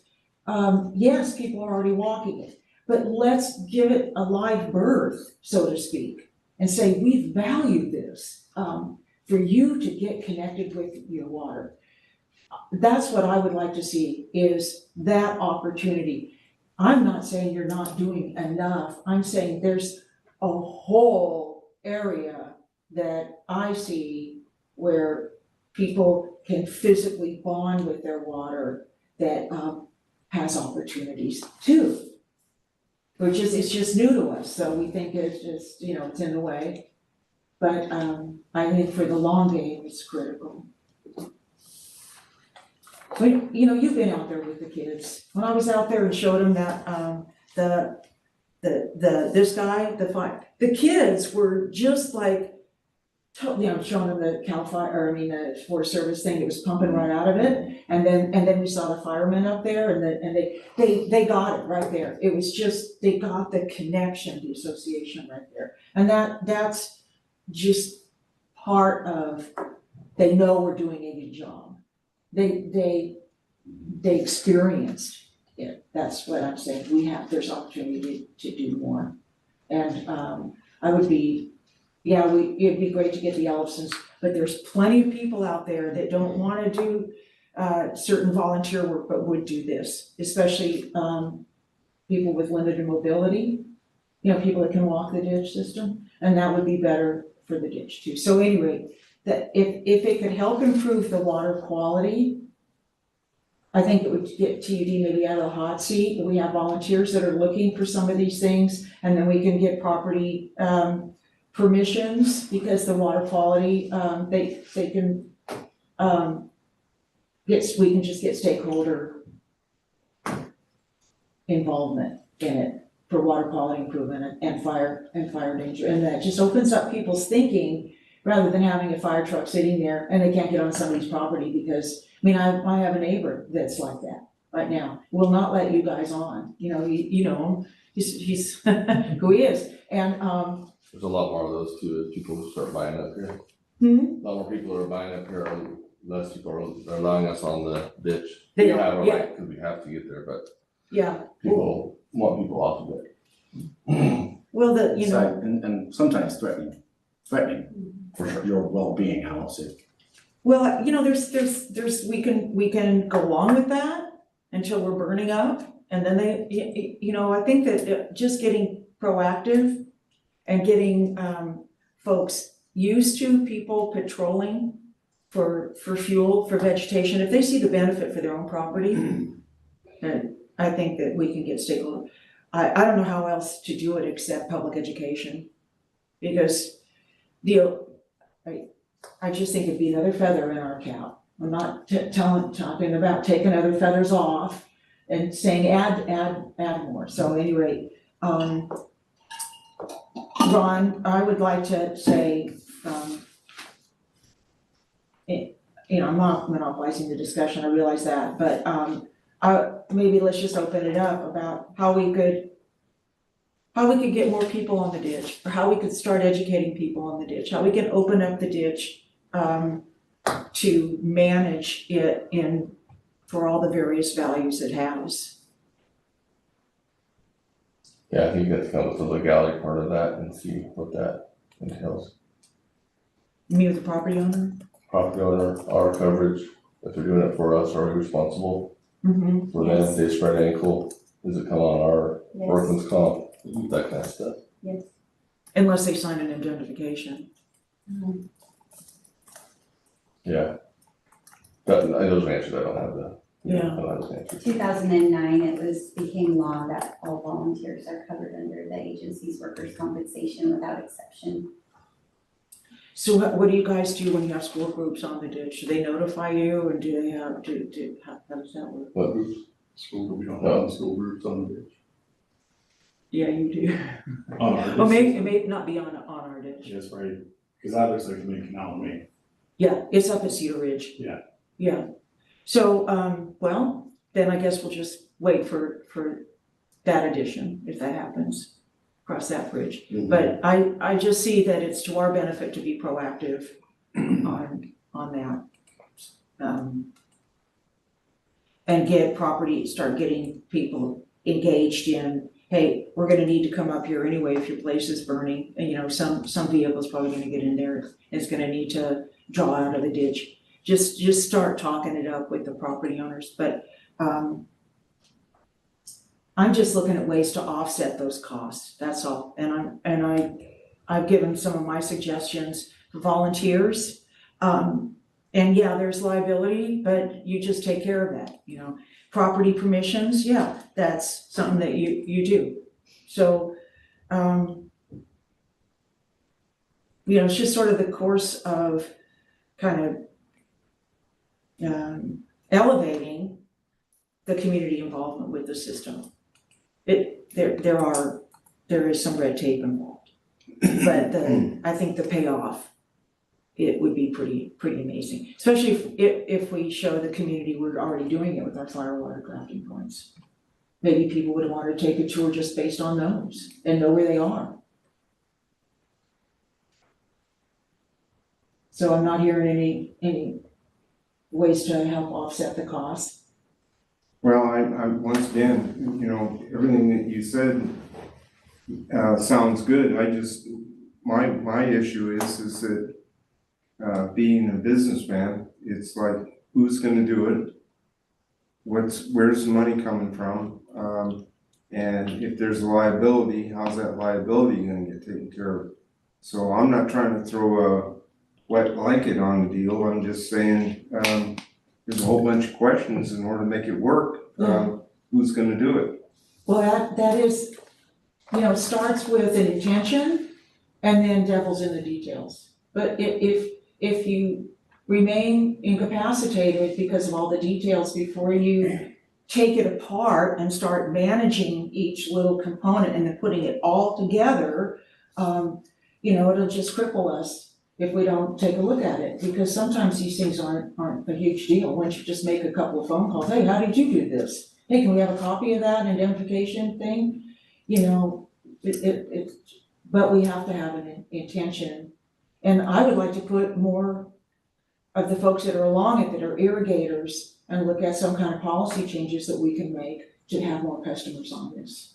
We only have 600 or less, 5 something or other. 580-ish. Yeah, but I think it's really important that we get more on there. I don't have a problem with putting more people on there. I don't know how to do that. I think theoretically you're trying to suggest that by having, let's just double the number, 600 or 1,200, that we'd have more revenue. I don't know if that would cover the cost, this $200,000, but I'm assuming there'd be more cost associated with the 600 more customers too, right? So. If they can, let's say they have a few tomato bushes and some trees, they're not a big, huge irrigator. But they would they don't wanna use their treated water, and they are along the ditch. Maybe there's some kind of program that we can open up to encourage people that are along the system that have a little, you know, PG&E stake along the ditch, to be able to open up an account to save treated water. And that would benefit the district. The problem there is, I mean, I'd love to have a raw water connection to do my garden and fruit trees and things like that. But then that opens up, first of all, I'd have to pay connection and consumption fee for the ditch. That's pretty damn big. And then I gotta put in a backflow device and have it inspected every year. I'm not gonna be too happy about that. That's a lot of money. Well, don't join the program. I won't. I Okay, can't. I mean, you're not speaking for everybody, you're not, like, I appreciate your red blanket, but, it is, I'm Looking I'm at- showing the reality, that's all. but I'm you're not saying don't speaking do for, it. you may speak for other people, but who I represent, where I am, there are people that wanna get on the ditch, and they'll pay a certain amount of money to get on. Well, why haven't they done it then? Because I never heard anybody here say that they wouldn't sign up somebody immediately if they wanna get on, if they wanna get on it. I think we have room to improve there, and I think if we did an incentivizing thing that could go out, let's say, in the ditch outage kind of thing about people getting on it, have you considered getting on it? Here's what it would cost you, to basically recruit people to get on it. It just seems rather mysterious to people.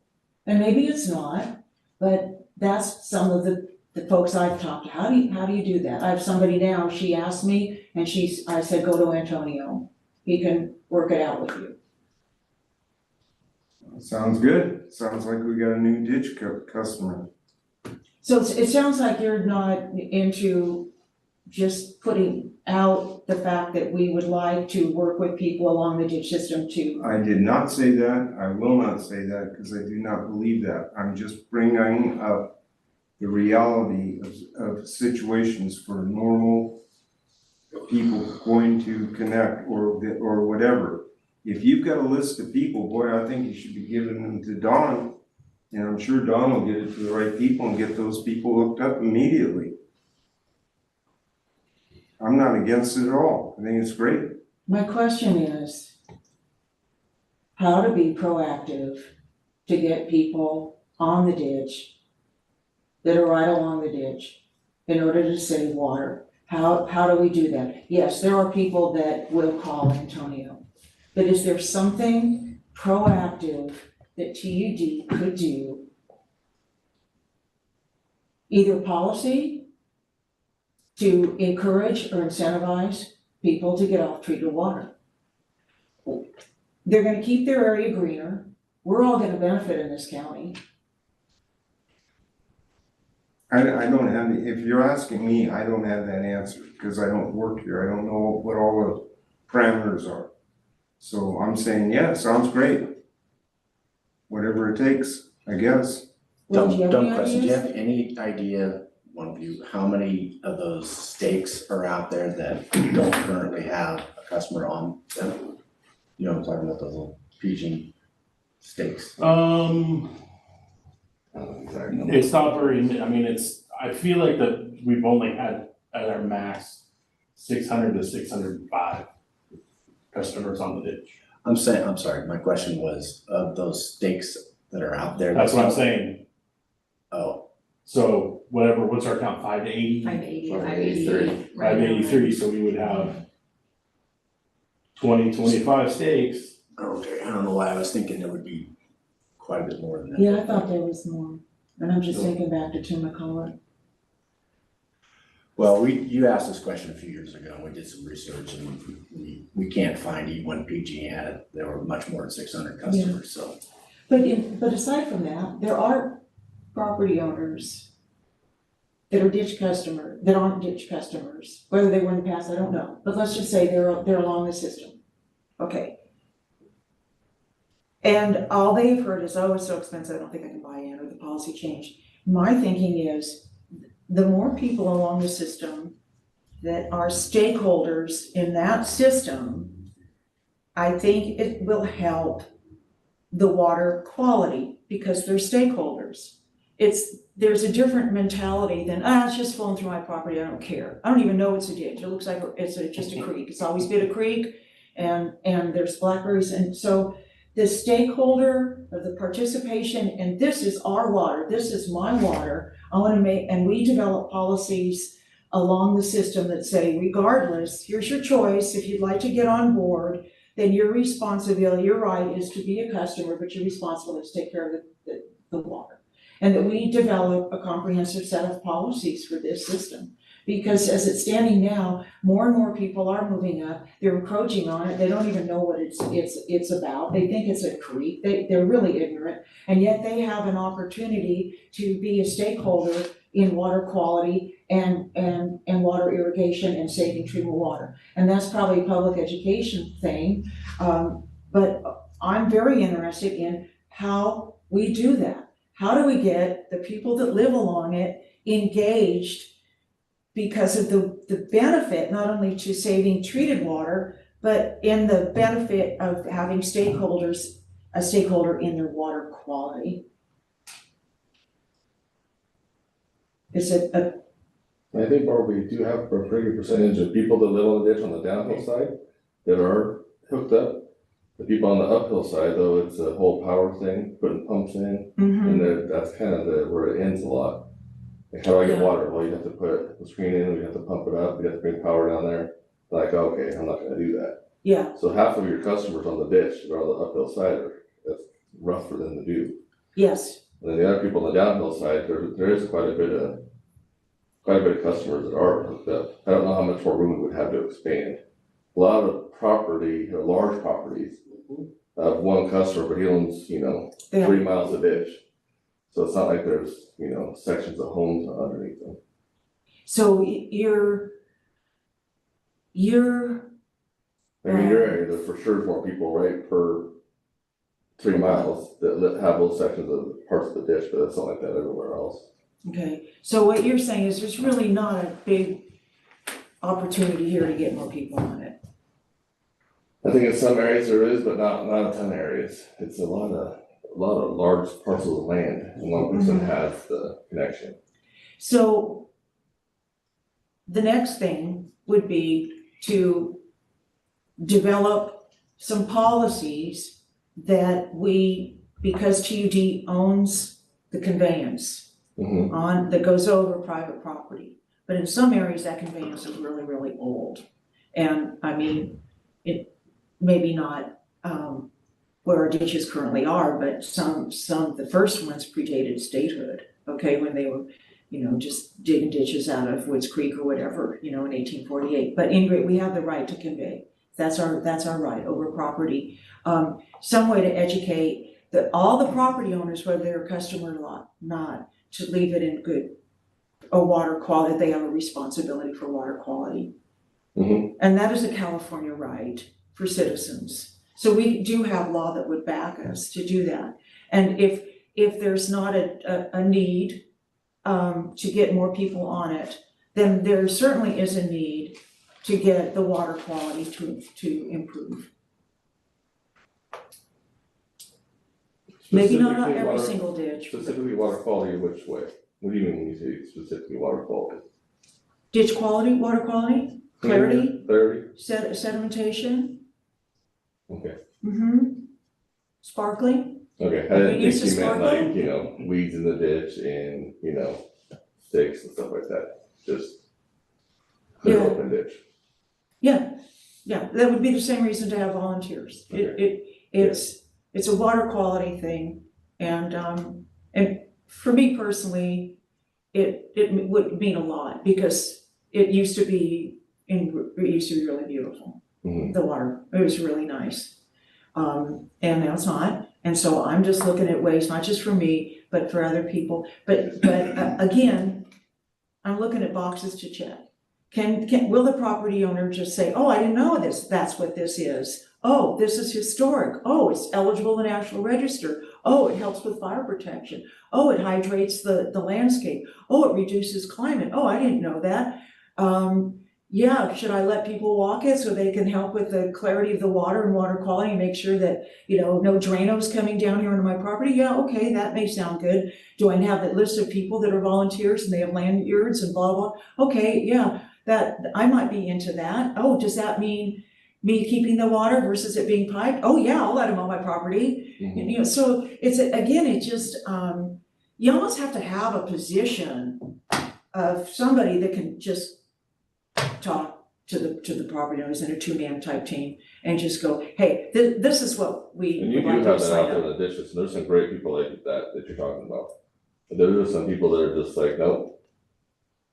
Stay away, There's people that are and they're right just- next to each other, you know. Mm-hmm. But, you know, what we learned in talking with the Paradise people, was, especially with greenbelt linkages and how important that was, and that was something that came up after the Paradise Fire, what they did not have enough greenbelt linkages is in terms of that. Once they knew afterwards, it only takes one property owner to go, yeah, I'll get some, I'll get that water and we'll develop a park. Or once you get one property owner to understand the benefit, then what the guy said, the rest will follow. So anyway, I wanna move on here, but we'll just leave it at a discussion and no recommendation at this time. That's all I'm gonna say at this point. I can tell.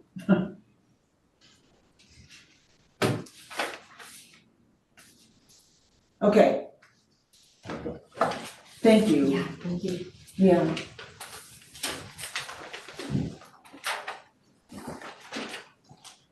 All right, so let's just see the little film now.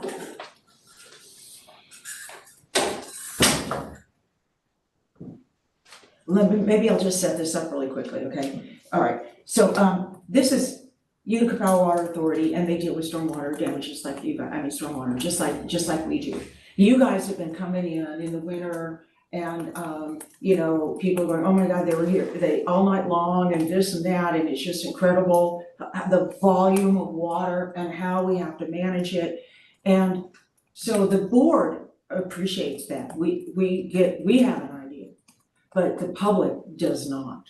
And so when I saw this and another CCWD film, no, it was another Utica film, because that's Joel Metzger.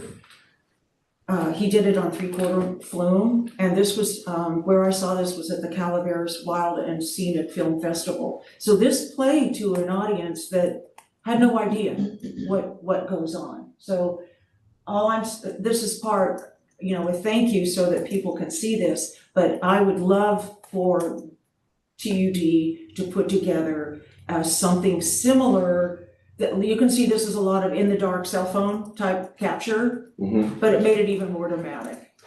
And I think that our community really needs to get this message of stormwater, because our county's not even dealing with this, as I can tell. So anyway, with that, I just want to say thank you to you guys.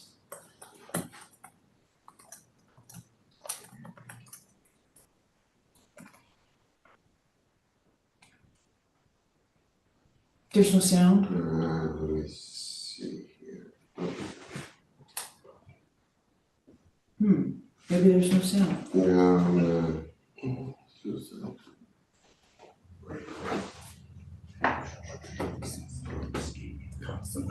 We heard Rick, didn't we? Yeah. We heard Rick. Let's see what this does. Is that loud enough? Got feedback now.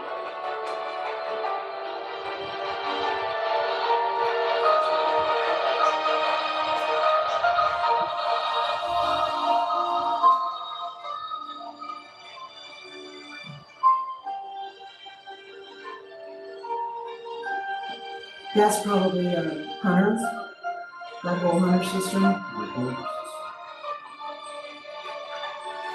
No,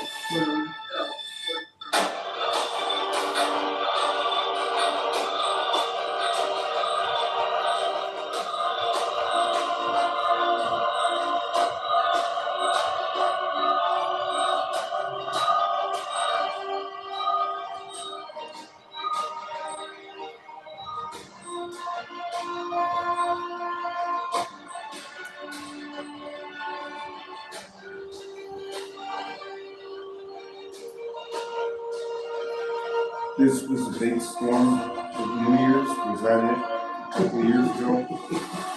I don't know. No, that's Hunter there. Who's that?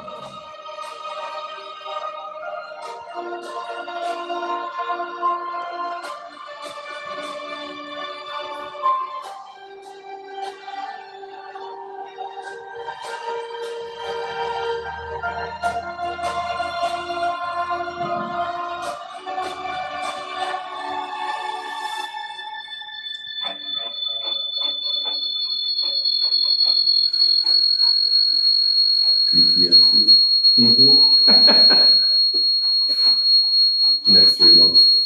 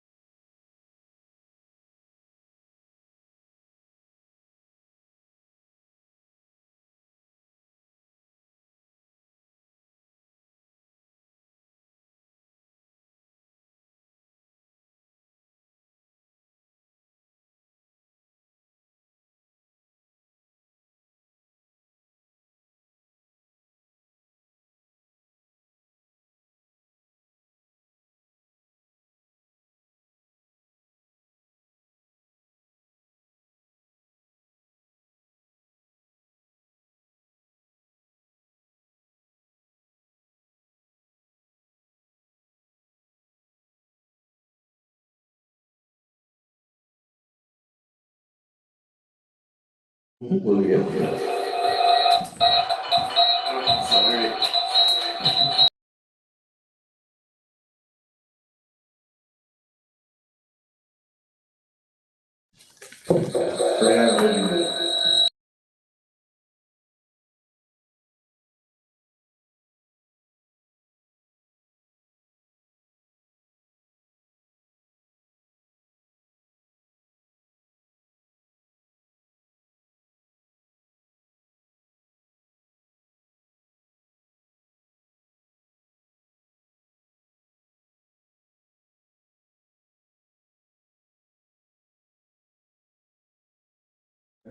Good next up. Yeah, I could definitely get videos and send them to Emily, and Yeah, I don't know if I can move out of it, but I could definitely get you guys well, and labeled like that too, because, you know, Spillgate such and such. Because for new people, that's like a training video. Yeah, for what you're gonna have to go through. Did Joel say, who put that together for him? Did that come from Joel? Yeah, they had the operator guy, I mean, it looked like he just came out of the field, to talk about it to the audience. So You just know, put it it was together. kind of like you guys just, you just did it, you know, and then walk back down to a seat, but, people were really interested, they'd just never seen it before, and, so the whole labeling, I'm sure that was just a portion of it. I know if you've ever been out to Hunter, it's a whole roller coaster of flumes and whatnot, it's amazing. So I just think it, yeah, we can find out on October 2nd. Are you going to that, 3/4 mile flume? I'll be at the Natural Resources Committee meeting. Oh, okay. Anybody from the shop here going? I think so. No, because we have our EAP, Phoenix EAP that day. Okay, What time is it at? I think it's just a little short window, I'll have to get back to you on that. Yeah, I and it's think on it the starts second. at 11 and it goes through in the afternoon about, I can't believe it's that short, 1:45. Yeah, it's not that long, we're gonna focus on 3/4 mile flume. Yeah, if you're interested, We'll see, we have that training, so okay. if we push it, make it quick, then we'll make it happen. So. Well, you know what, Joel gives tours all the time to anybody, you know, any member of the public. Yes, okay. Still on burn? Yeah. Okay. And they just got done rebuilding it.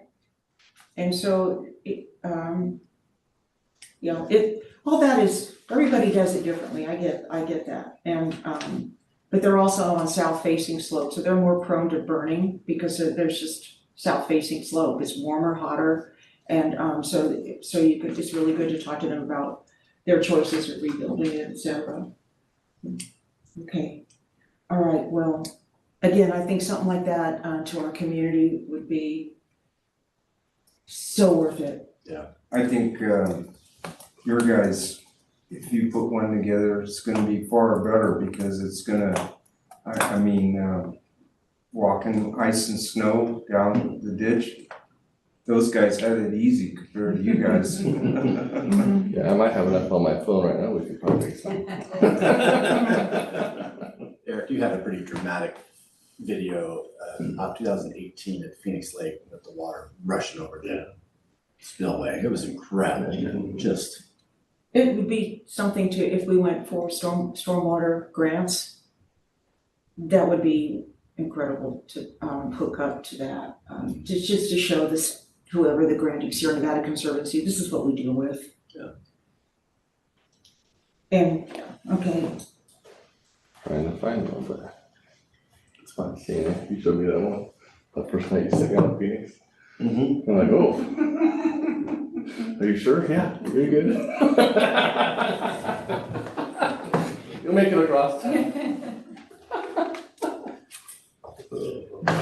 you know, when you hit You're the not road- making Abby feel any better. Oh. Who was holding the rope? My rain, I guess.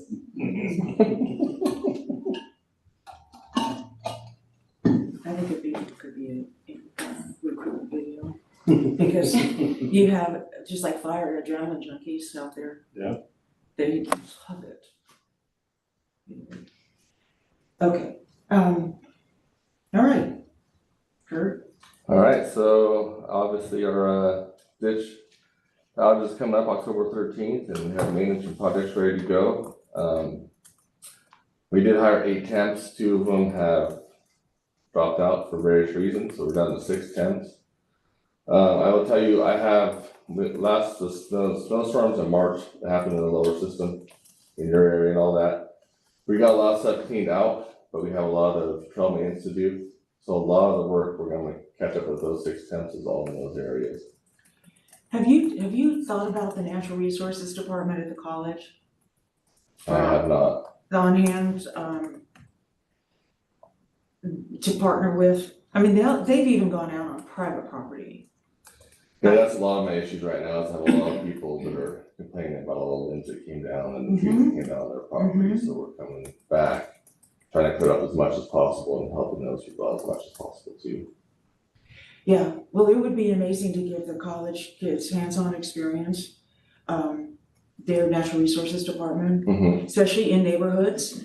And I know the public has complained in a way about inmates, even though they don't know where the heck they are at all, you know, and they love being out there. I mean, it's a real privilege and whatnot, but to be able to partner with the college and give them hands-on, especially with cultural resources and natural resources and how to manage historic properties, a property that's linear and eligible in the National Register, it's just, then they become employable. Yeah, after you retire, then one can come right in here and know what to do. So it just may be another place to stretch your resources. Yeah, so speaking of those temps, so they're working 10-hour days, Monday through Friday. So that is part of that cost that she was talking about, was that. Are they OT, on OT? Yep, 2 hours OT a day, and then as our policy, it's 1 meal if you work overtime, so that's a little bit of the increase in cost.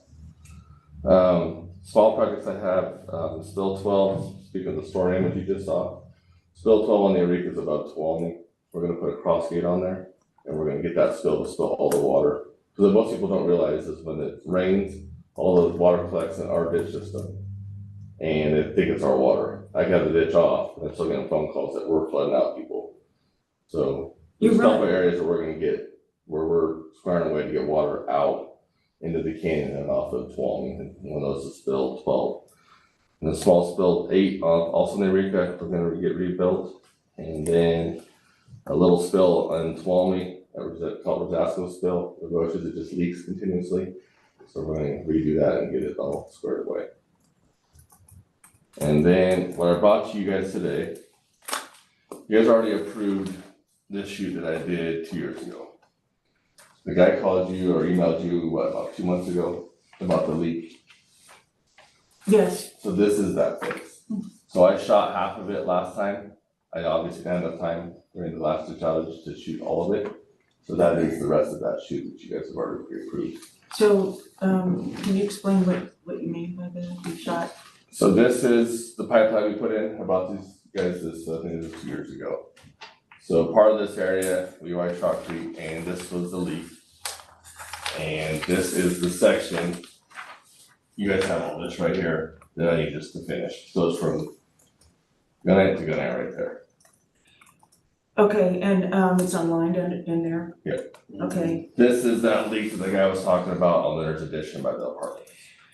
so, where, can you name some people, or so I can get an idea of where that is? So Sonora treatment plant is right down here on this turn. And it's, Okay.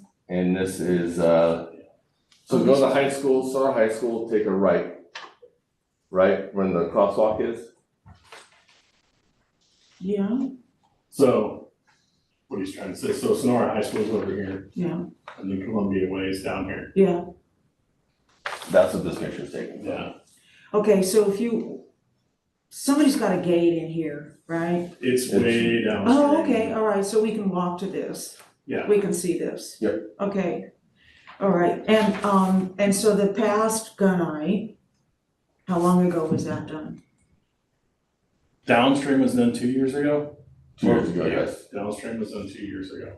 2 years ago? It was half, most of it was half Shot Creek, Mm-hmm. and then they finished it up because it was leaking, so I think there was 30 leaks in there. Yep. That they had repaired with that, and then this is the last piece to do with trying to clean up that mess there. And so, in terms of cultural resources, what's out there? Those was out there last time. I had Amy Augustine go out there with me, and there was nothing. Okay, She did, and, and the time of year we were good. hmm? And the time of year we were good for no reason. Yeah, there's no bird nesting. or There- anything like that okay. anymore. You guys have a copy of the biological report that, EN2 did? Hmm?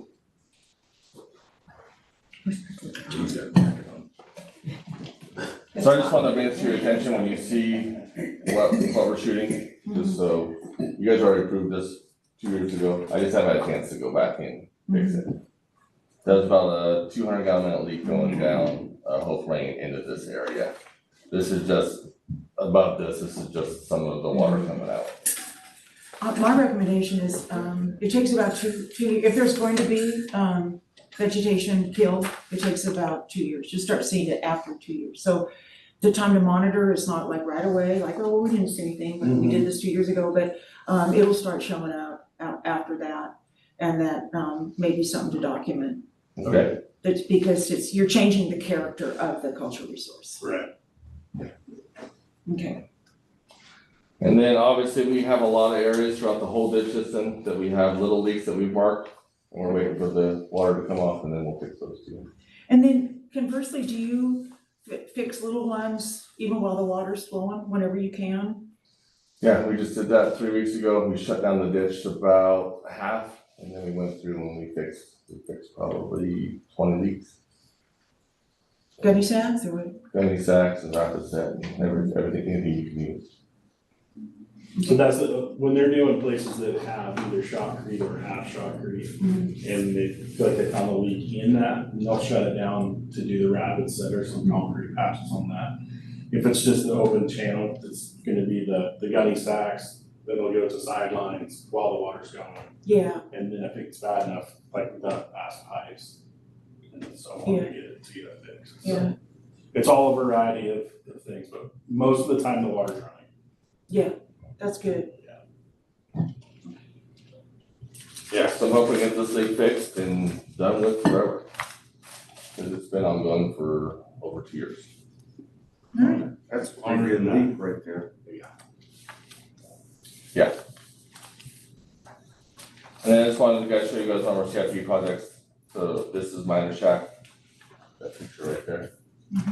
That's what we've been working on when you see the Miner Shack. I just want to get you a picture of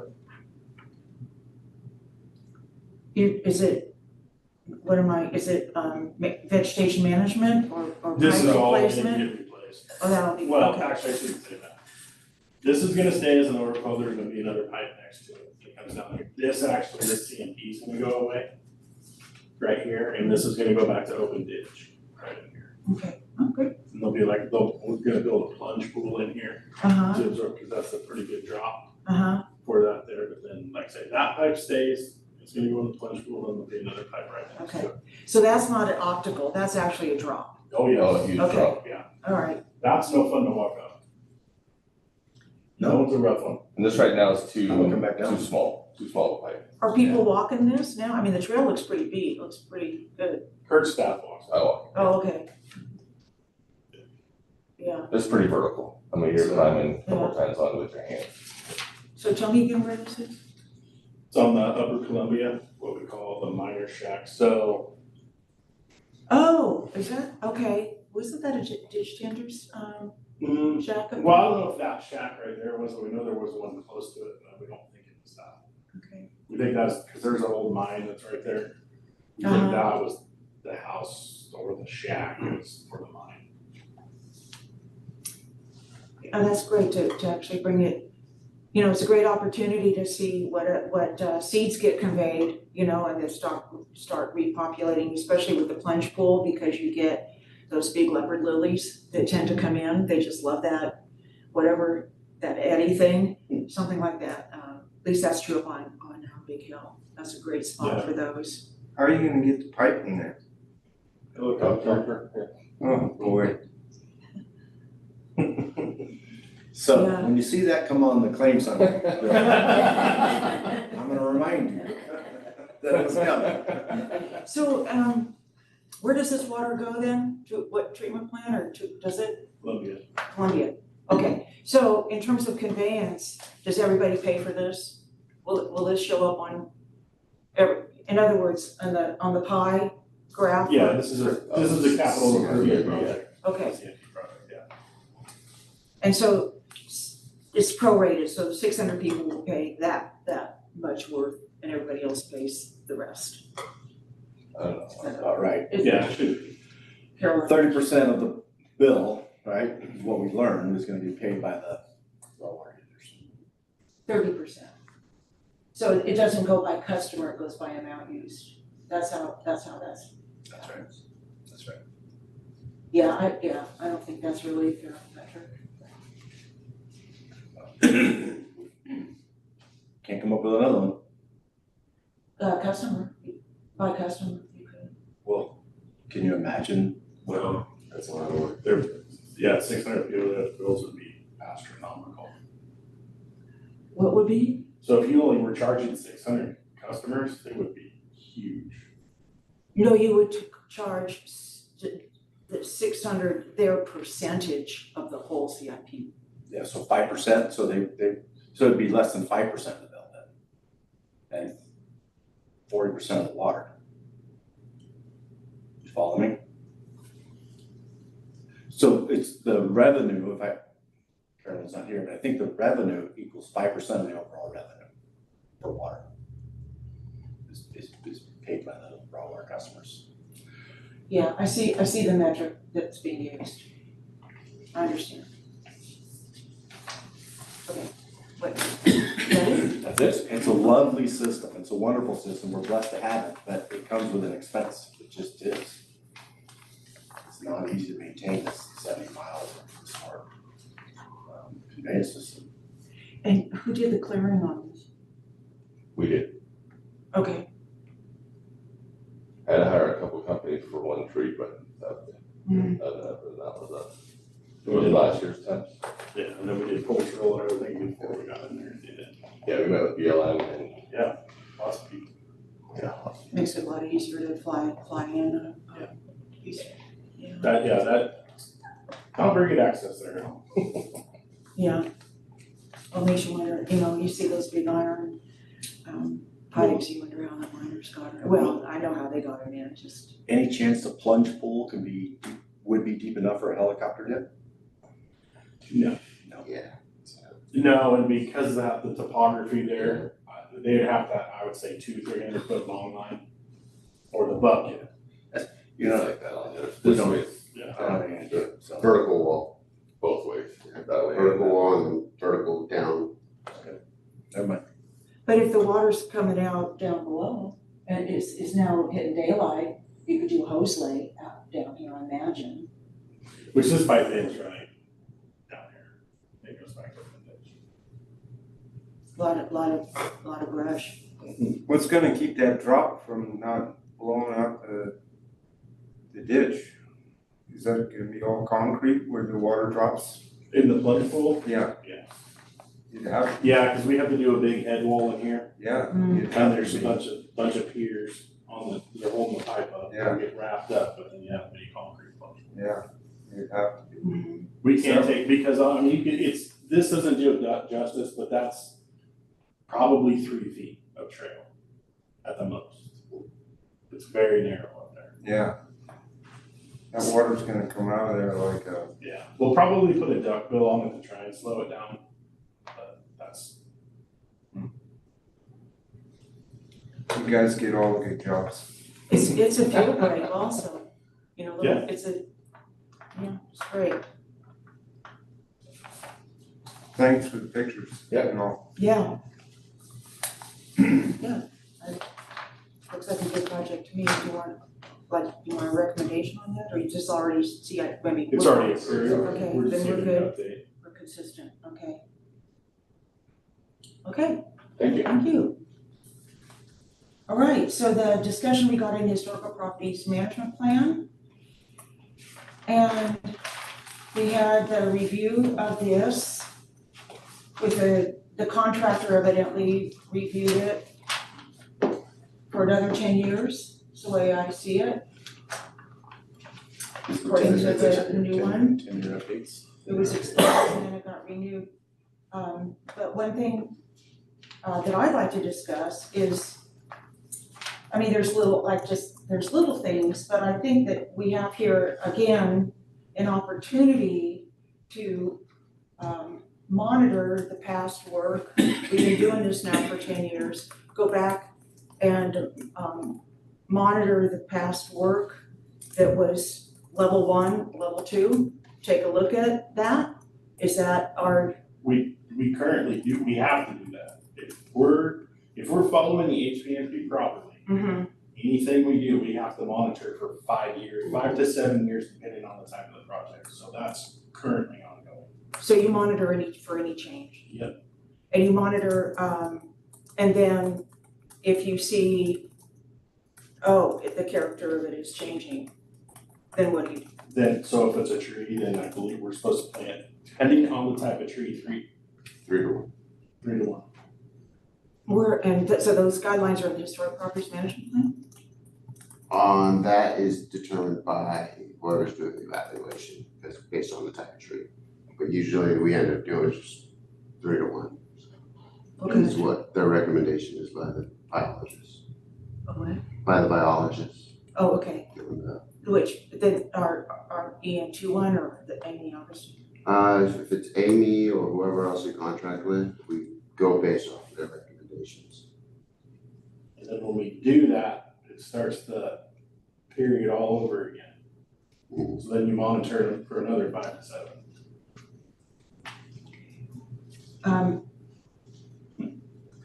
So one of the things that wasn't covered in the historic properties management plan was the recommendation in the original one to have a public education component. And I didn't see it covered in the new one.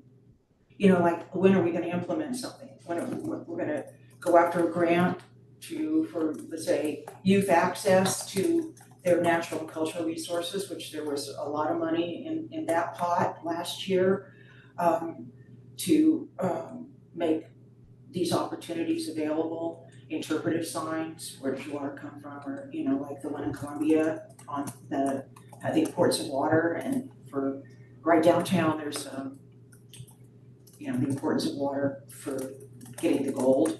And what, because a lot of people think it was just for hydrology, but the dishes were way before hydrology. Hydrology was like, once all the easy pickups were done, but the water diversion started way before hydrology. But, so I think that I would like to see this committee recommend that we do pursue some, public education grants to, facilitate the language in here that says, these, plans and treatment options emphasize the need to protect the existing historic system that also has recreational, biological, cultural, and financial values. And it's critical to, there's the page that says to have a public educational component in it. And, public interpretation, that's page 41 of the plan.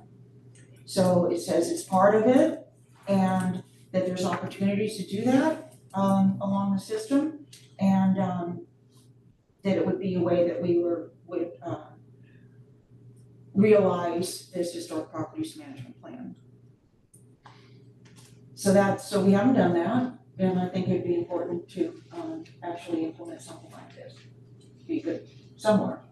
Okay. The public engagement section is in the updated HPF.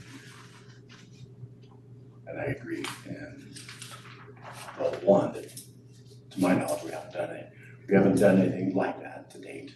No, we have not.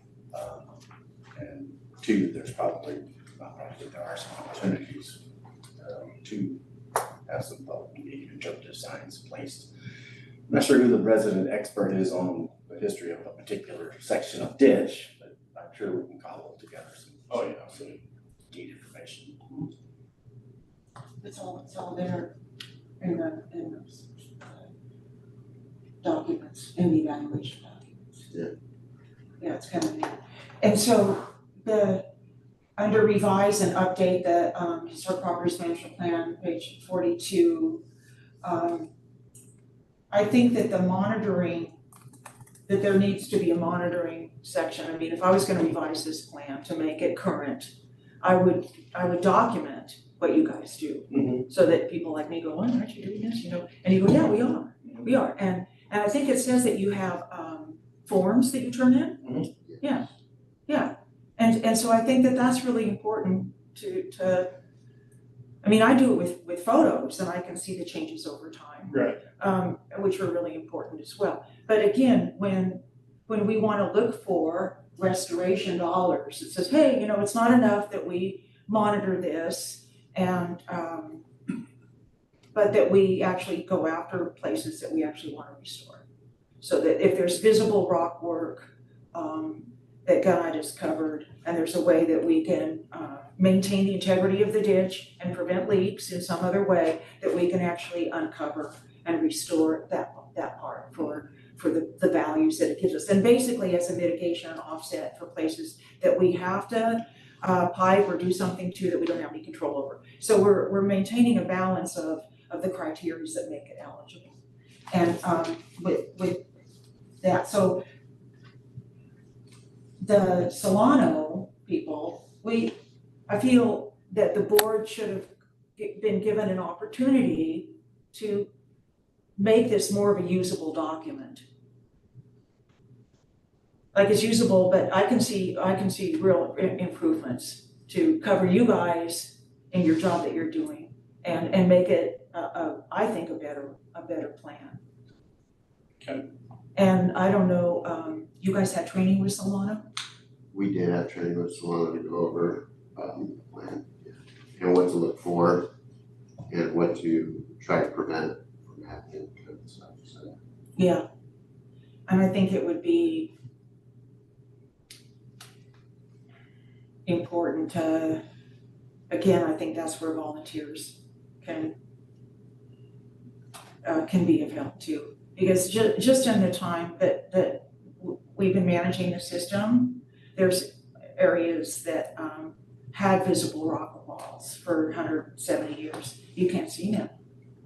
So those are the areas that would be really good to use other people's money to say, we want to restore this. We've got the photos. Here's what it looked like. It's there.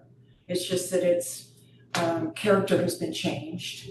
And we want to be able to use photo documents and make it so that it can tell its story. And I think a good strong document with your stuff, like here's the, how many monitoring forms do you guys have a year? So this last update that went into this, there was, I believe, 13 monitoring forms in it. Okay, Yeah, and then I'm in charge of making the new ones that Bert's done over the last probably 8 months now. so, and maybe I missed them, were they in the update? They were in the update. Okay, cause it seemed like it was to me difficult to read, they were like forms. Mhm. So, and I didn't exactly know what I was looking at. No. Okay, so there's 13 forms, you know, and so I just think a summary would be helpful. We monitored 13 areas, here they are, here's how they changed. And maybe you did on a form, but it, to the lay reader, it's not really user friendly. I mean, just a little paragraph. And maybe that was in there and I missed it. Could have been, I don't recall, it's been a while since I looked at this, probably almost half a year now, so. Oh, okay.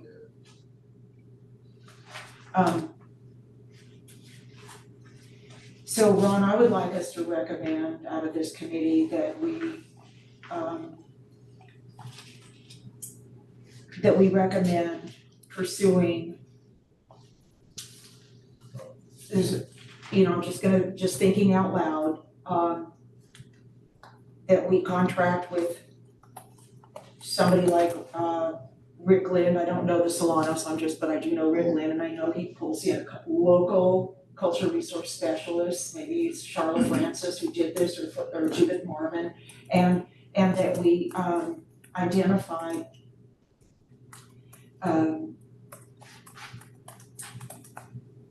grant opportunities for places we want to restore. And I would actually love a comprehensive grant that covered the actual, how it has changed over time. Because your baseline study on it was, my baseline is when TD only had this system for 10 years. So my whole photo log is very different. And yet, and then when they did the study, it was 2012, okay, so it might, you know, add another decade. But we were,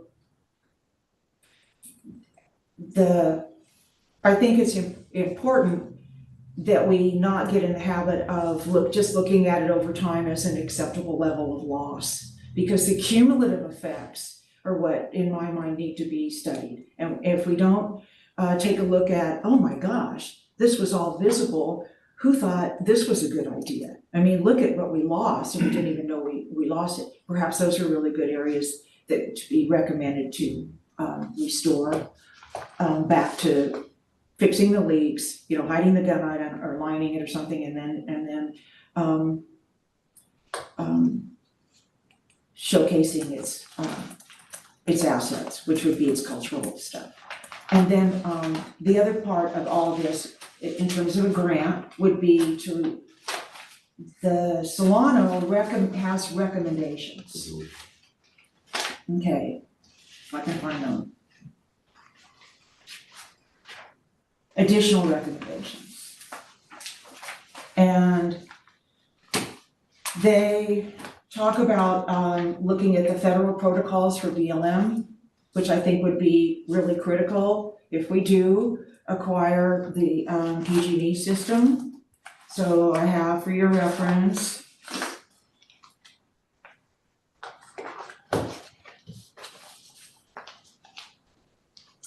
Here we go. These are the guidelines for the development of historic properties management plans for FERC projects. And you may be familiar with this, but hey, it's real short, okay? But it does get us primed, if you will, for what we need to do. And so you can have this.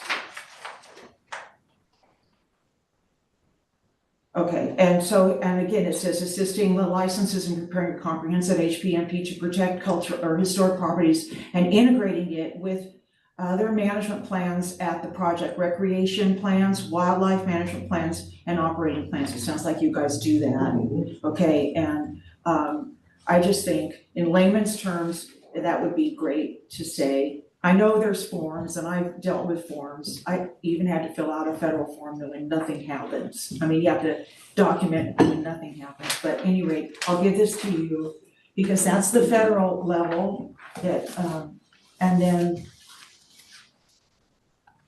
regarding the, okay, so that's federal protocols. So then it says in concert with other resource recommendations related to the ditch sustainability study, the Corps has informally provided comments of this is the waters of the US. And it says it may be desirable to address legal requirements that federal agencies have with regards to historic properties and waters of the US. Because it's a game changer also. So, okay, so you're aware of that one? Yeah. Okay, all right, you're right there, Yeah. Okay, great. So, and this would be great, you know, it's almost like a grand jury, you know, where we address the comments in the next one, in our next reporting out. Okay, and then it says opportunities for grant funding, transportation enhancement, et cetera, that would be like the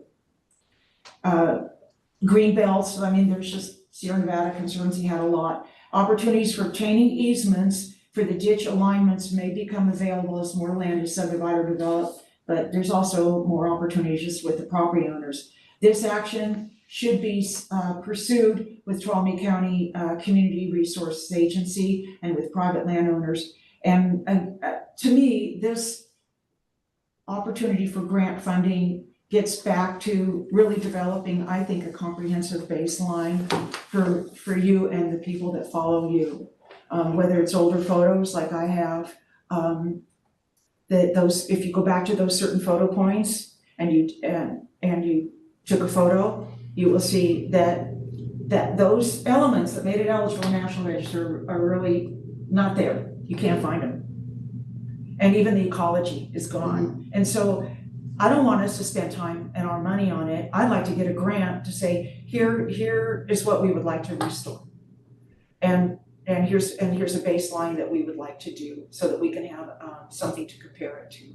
Not an acceptable level of loss. Like when people move up here, they go, oh, well, I like this gridlock, it's real boutique, you know, compared to where I came from. And yet they don't have that memory of when there was only one stoplight here, you know, so I go way, way back with the ditch and I can see it losing its ability to tell its story. So I would like to see us pursue a grant that can implement these things and make recommendations so that you have that document.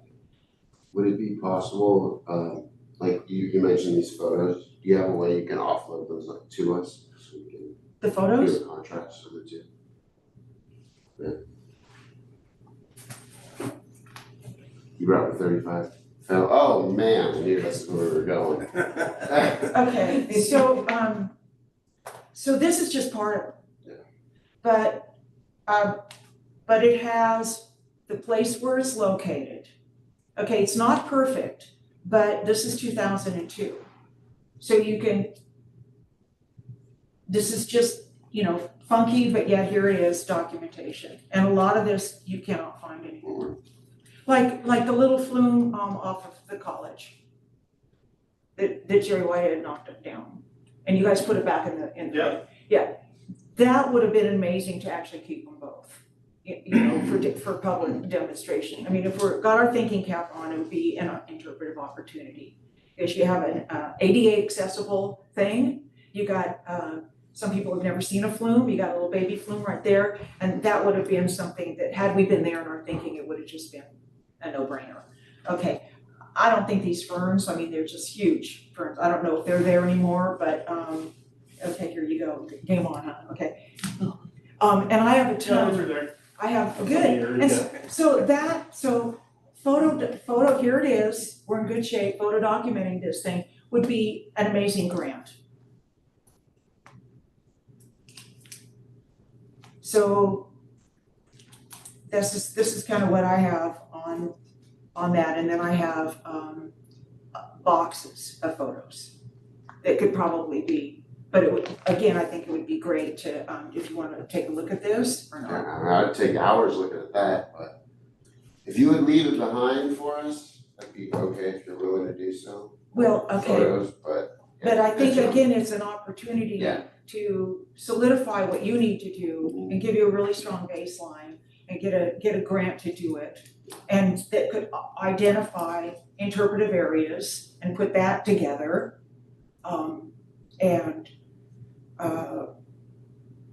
And then have somebody manage that grant. So, yeah, I can leave this with you it's really classic. Yeah, so, and, the people that, put this together have passed away. You probably can, So, I'll figure it out. these are the same people that, wanted to be, so badly, they wanted to volunteer. They just fell in love with this. They just wanted to take orders and to just get out there. And I know there's retirees that would just, they know how to work, they're self-motivated, they're not needy, and they're able-bodied. That's, right, okay. So, we'll do that. Just leave it, yeah. Would that fit in with the signage situation in certain circumstances? Sounds like it. Yeah. I don't think, that last little paragraph, TUD maintains a collection of PG&E work orders that are invaluable for researching and establishing the age of specific changes. So that would be something that we would want historians to take a look at, open up those PG&E's files so they can really get a comprehensive. Now, I hope that those didn't get eliminated with the Patterson urge. What did well, we won't get into it now, but I'd like to know what he urged. I hope it wasn't anything unique. There's like 50 of these things running around here right now. He got rid of 49 of them. Left the original. What do you mean? There's 50 copies of this piece of paper. Oh, Making an example, so he didn't. times he didn't- 30,000. Yeah, but he didn't get rid of any of the good stuff, okay? That always concerned the heck out of me. Yeah, no, it's all good. Melissa's the keeper of the files. That's all good. Well, I remember seeing the old files out in the, We still need to scan operations. all of those. What's that? We still need to scan all of those, Yeah, those things are Oh, incredible. we did that with. not out there. Oh, Well, that would be something that you could pay somebody in a grant to do. And scan the photos. Yeah. Build a big database on it. I wouldn't want to leave in this property. No, They that's can't the leave scary, our I don't site. wanna be Yeah, there. They can't leave our site. No. They just can't, they're too valuable. I don't even like talking about it, I don't know people know where they're at. So just the last thing I wanted to cover on that, I mean, what I would like, and I'm not gonna be here, but it would be great to have the discussion with the contractor so that we get, I think, a really usable document for lay people that really establishes what you guys did and how it needed to be revised. Like, I was expecting to see something like, there's more and more literature now, from the State Office of Historic Preservation, the SHPO, that is saying cultural landscapes on linear features are really important. And that wasn't identified in this, is, hey, we maybe need to expand our discussion, what we cut, what we plant to mimic the trees that came in after the miners left, that tells the story of, black oak where they shouldn't be, dogwood where they shouldn't be, riparian where they shouldn't be, because this is like a horizontal river. And so the uniqueness, that relationship, we didn't have that study that said, here's the maintenance techniques that help that, and here's the maintenance techniques that don't help that. So how do we solve the problem with the techniques that help it? How do we fix the leaks and use the techniques that aren't gonna change the cultural landscape? So I wanna give you information on what cultural landscape is. Perfect. Okay. I can find it here.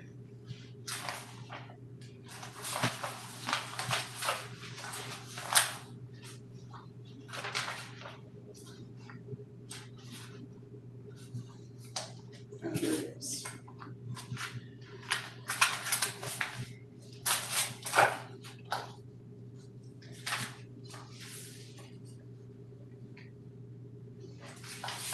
bear with me, I have a printer that likes to print on both sides and it's kind of it's not in order.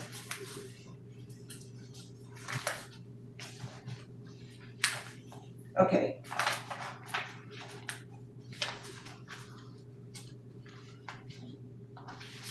So this is from the California state parks, and this is cultural landscapes and corridors. And it basically says, we now know, we're now paying a lot more attention to, whether they're railroad grades, and you better believe they're gonna, take a look at Bering Pipe and railroad grade. And so this is good information, you just have to put a staple in it, but this is cultural landscapes overview. There you go. So that we're more or less managing it in a kind of a more comprehensive way. Okay, and then this last one I want to give you.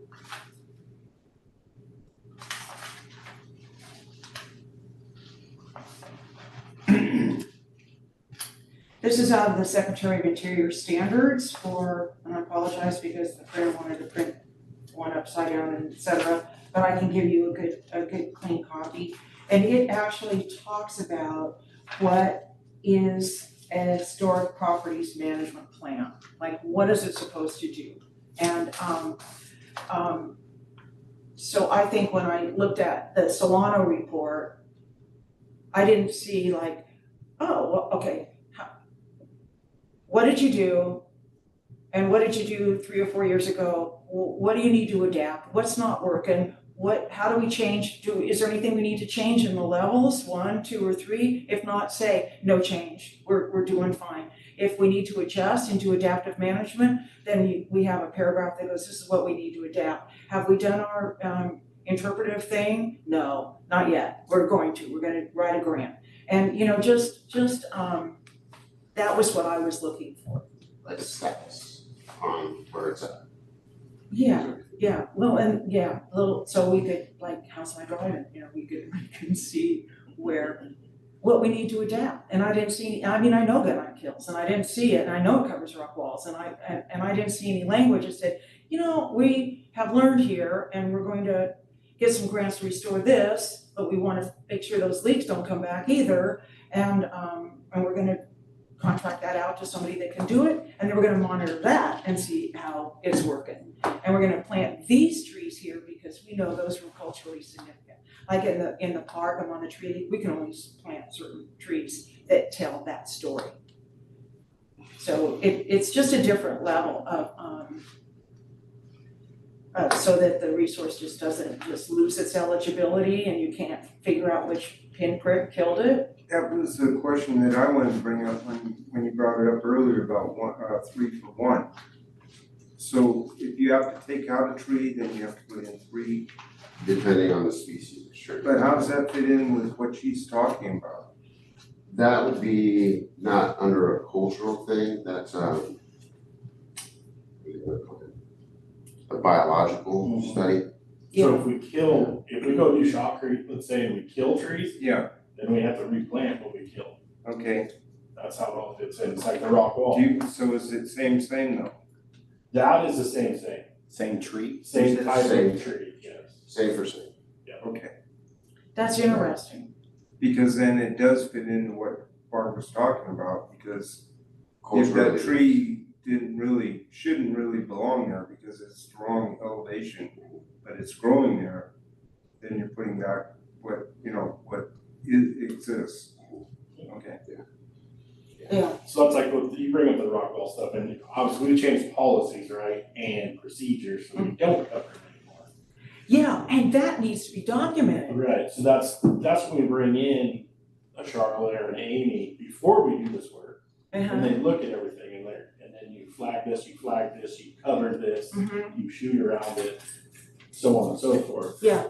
So it doesn't disappear. Yeah, and so those management techniques that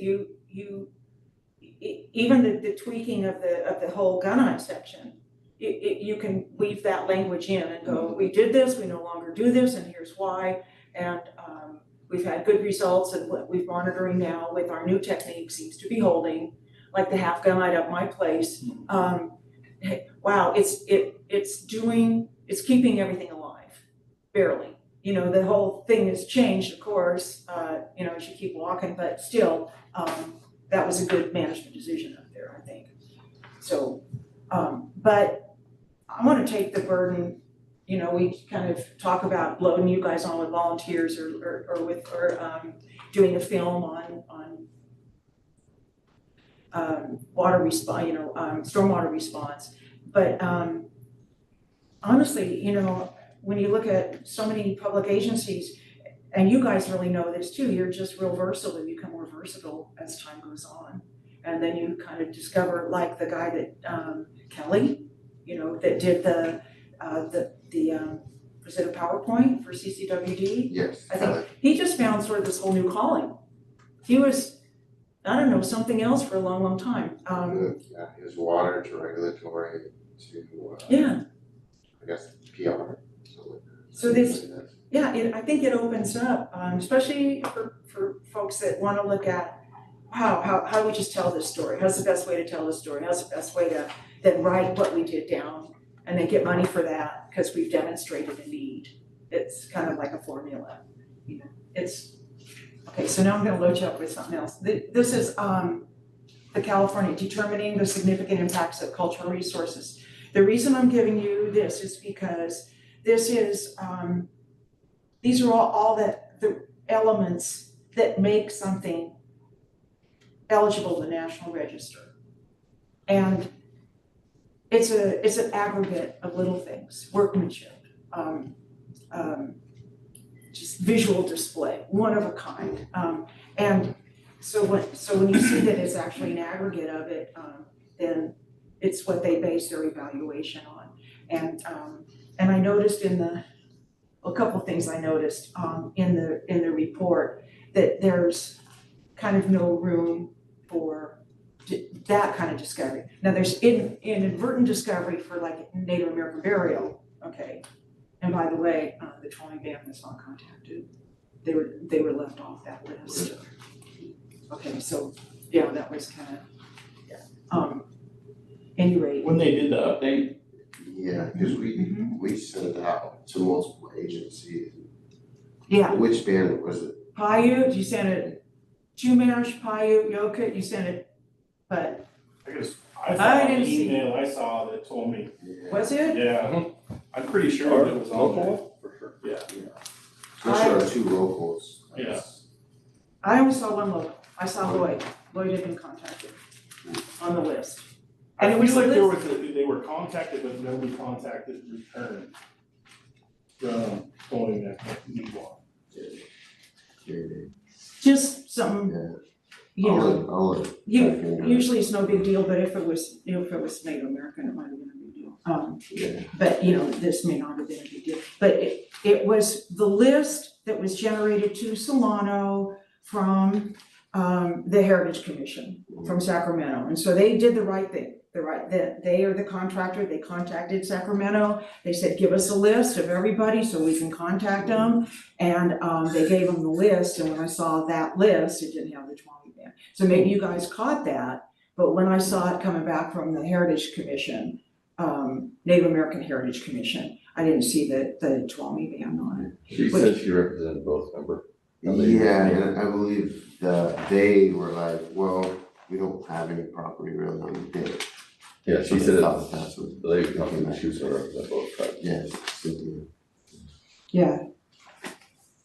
It just, you know, it's little things like that. Okay, so here's, I'm gonna give you another copy of that because I don't like the way that turned out. But here is just more information on how you mitigate and how you monitor for those, from a cultural resources standpoint of view. Very good. Okay, this is the California Code of Regulations, Title 14. Okay. Yeah, you didn't think there was so much involved, huh? Nah, there is, I get it, yeah. You know, Kurt and I, Eric, we try to do Yeah. the best we can to, Yeah, you know, preserve everything, like he showed you the minor shack, you know, yeah, leaving that pipe behind, because, yeah, we understand it's yeah, stacked rock and Yes. Well, they're considered non-renewable resources. So, you know, they're not like Ponderosa pine, a big stand, you know, you could grow them back. These are non-renewable. And then you start looking at the ability to tell a story. That's why it's just weird. It's like, well, can't we just preserve 10 feet of it?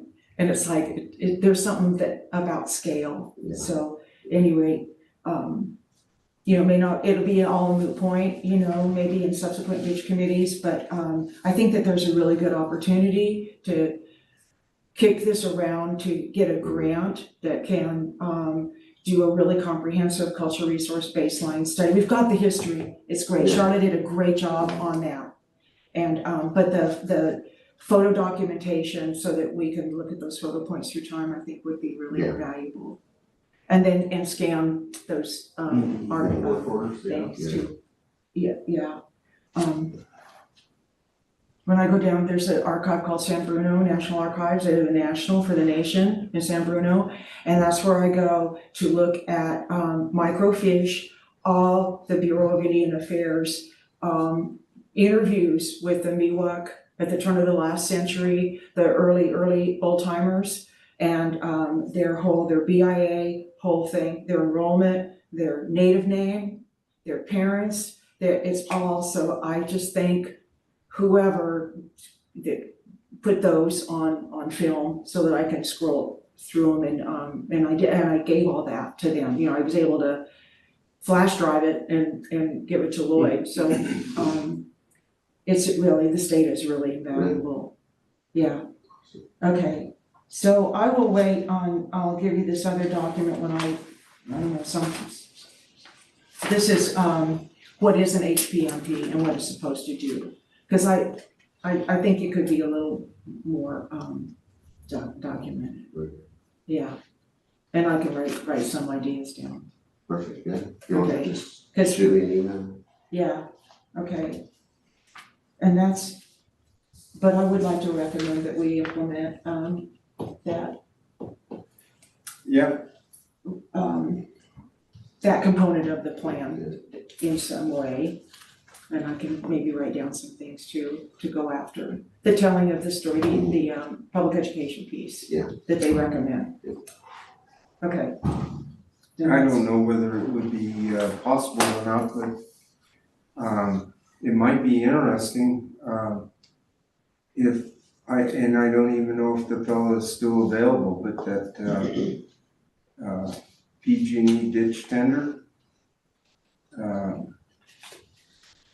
he could be located and if he's still around. At Peralta or Boulder? I don't know. Matt Boulder's no longer around. Yeah, I was afraid of that. I was gonna say it'd be cool to invite him when you guys do your yearly, and just to get some input from someone that was there years and years and years ago, and the methods that they used and things like that, just for background information and fill in some of the blanks.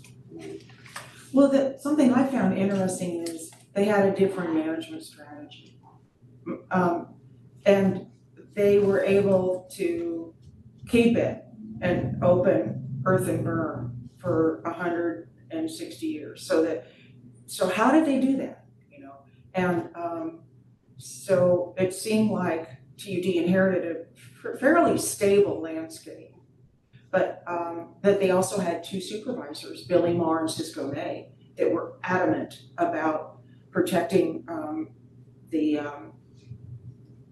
setback zones along the system, and really making it clear with every project that came before them, no disturbance on either side. So they were really the guardians of the supervisor level, because I think Billy Marr worked for PG&E, I'm not sure, or maybe it was pre-PG&E, I don't know, but he was that's something that I see is working against us, is the public is working against us in their ignorance.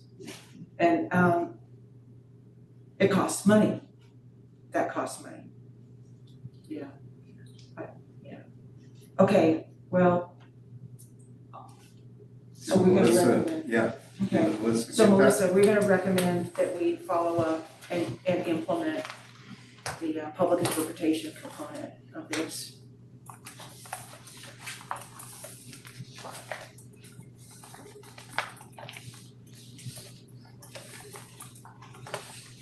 Thanks for that info, Kurt.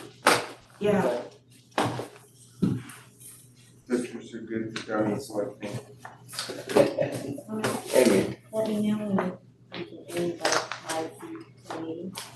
In the live feed to the meeting, can I go ahead and end the? oh,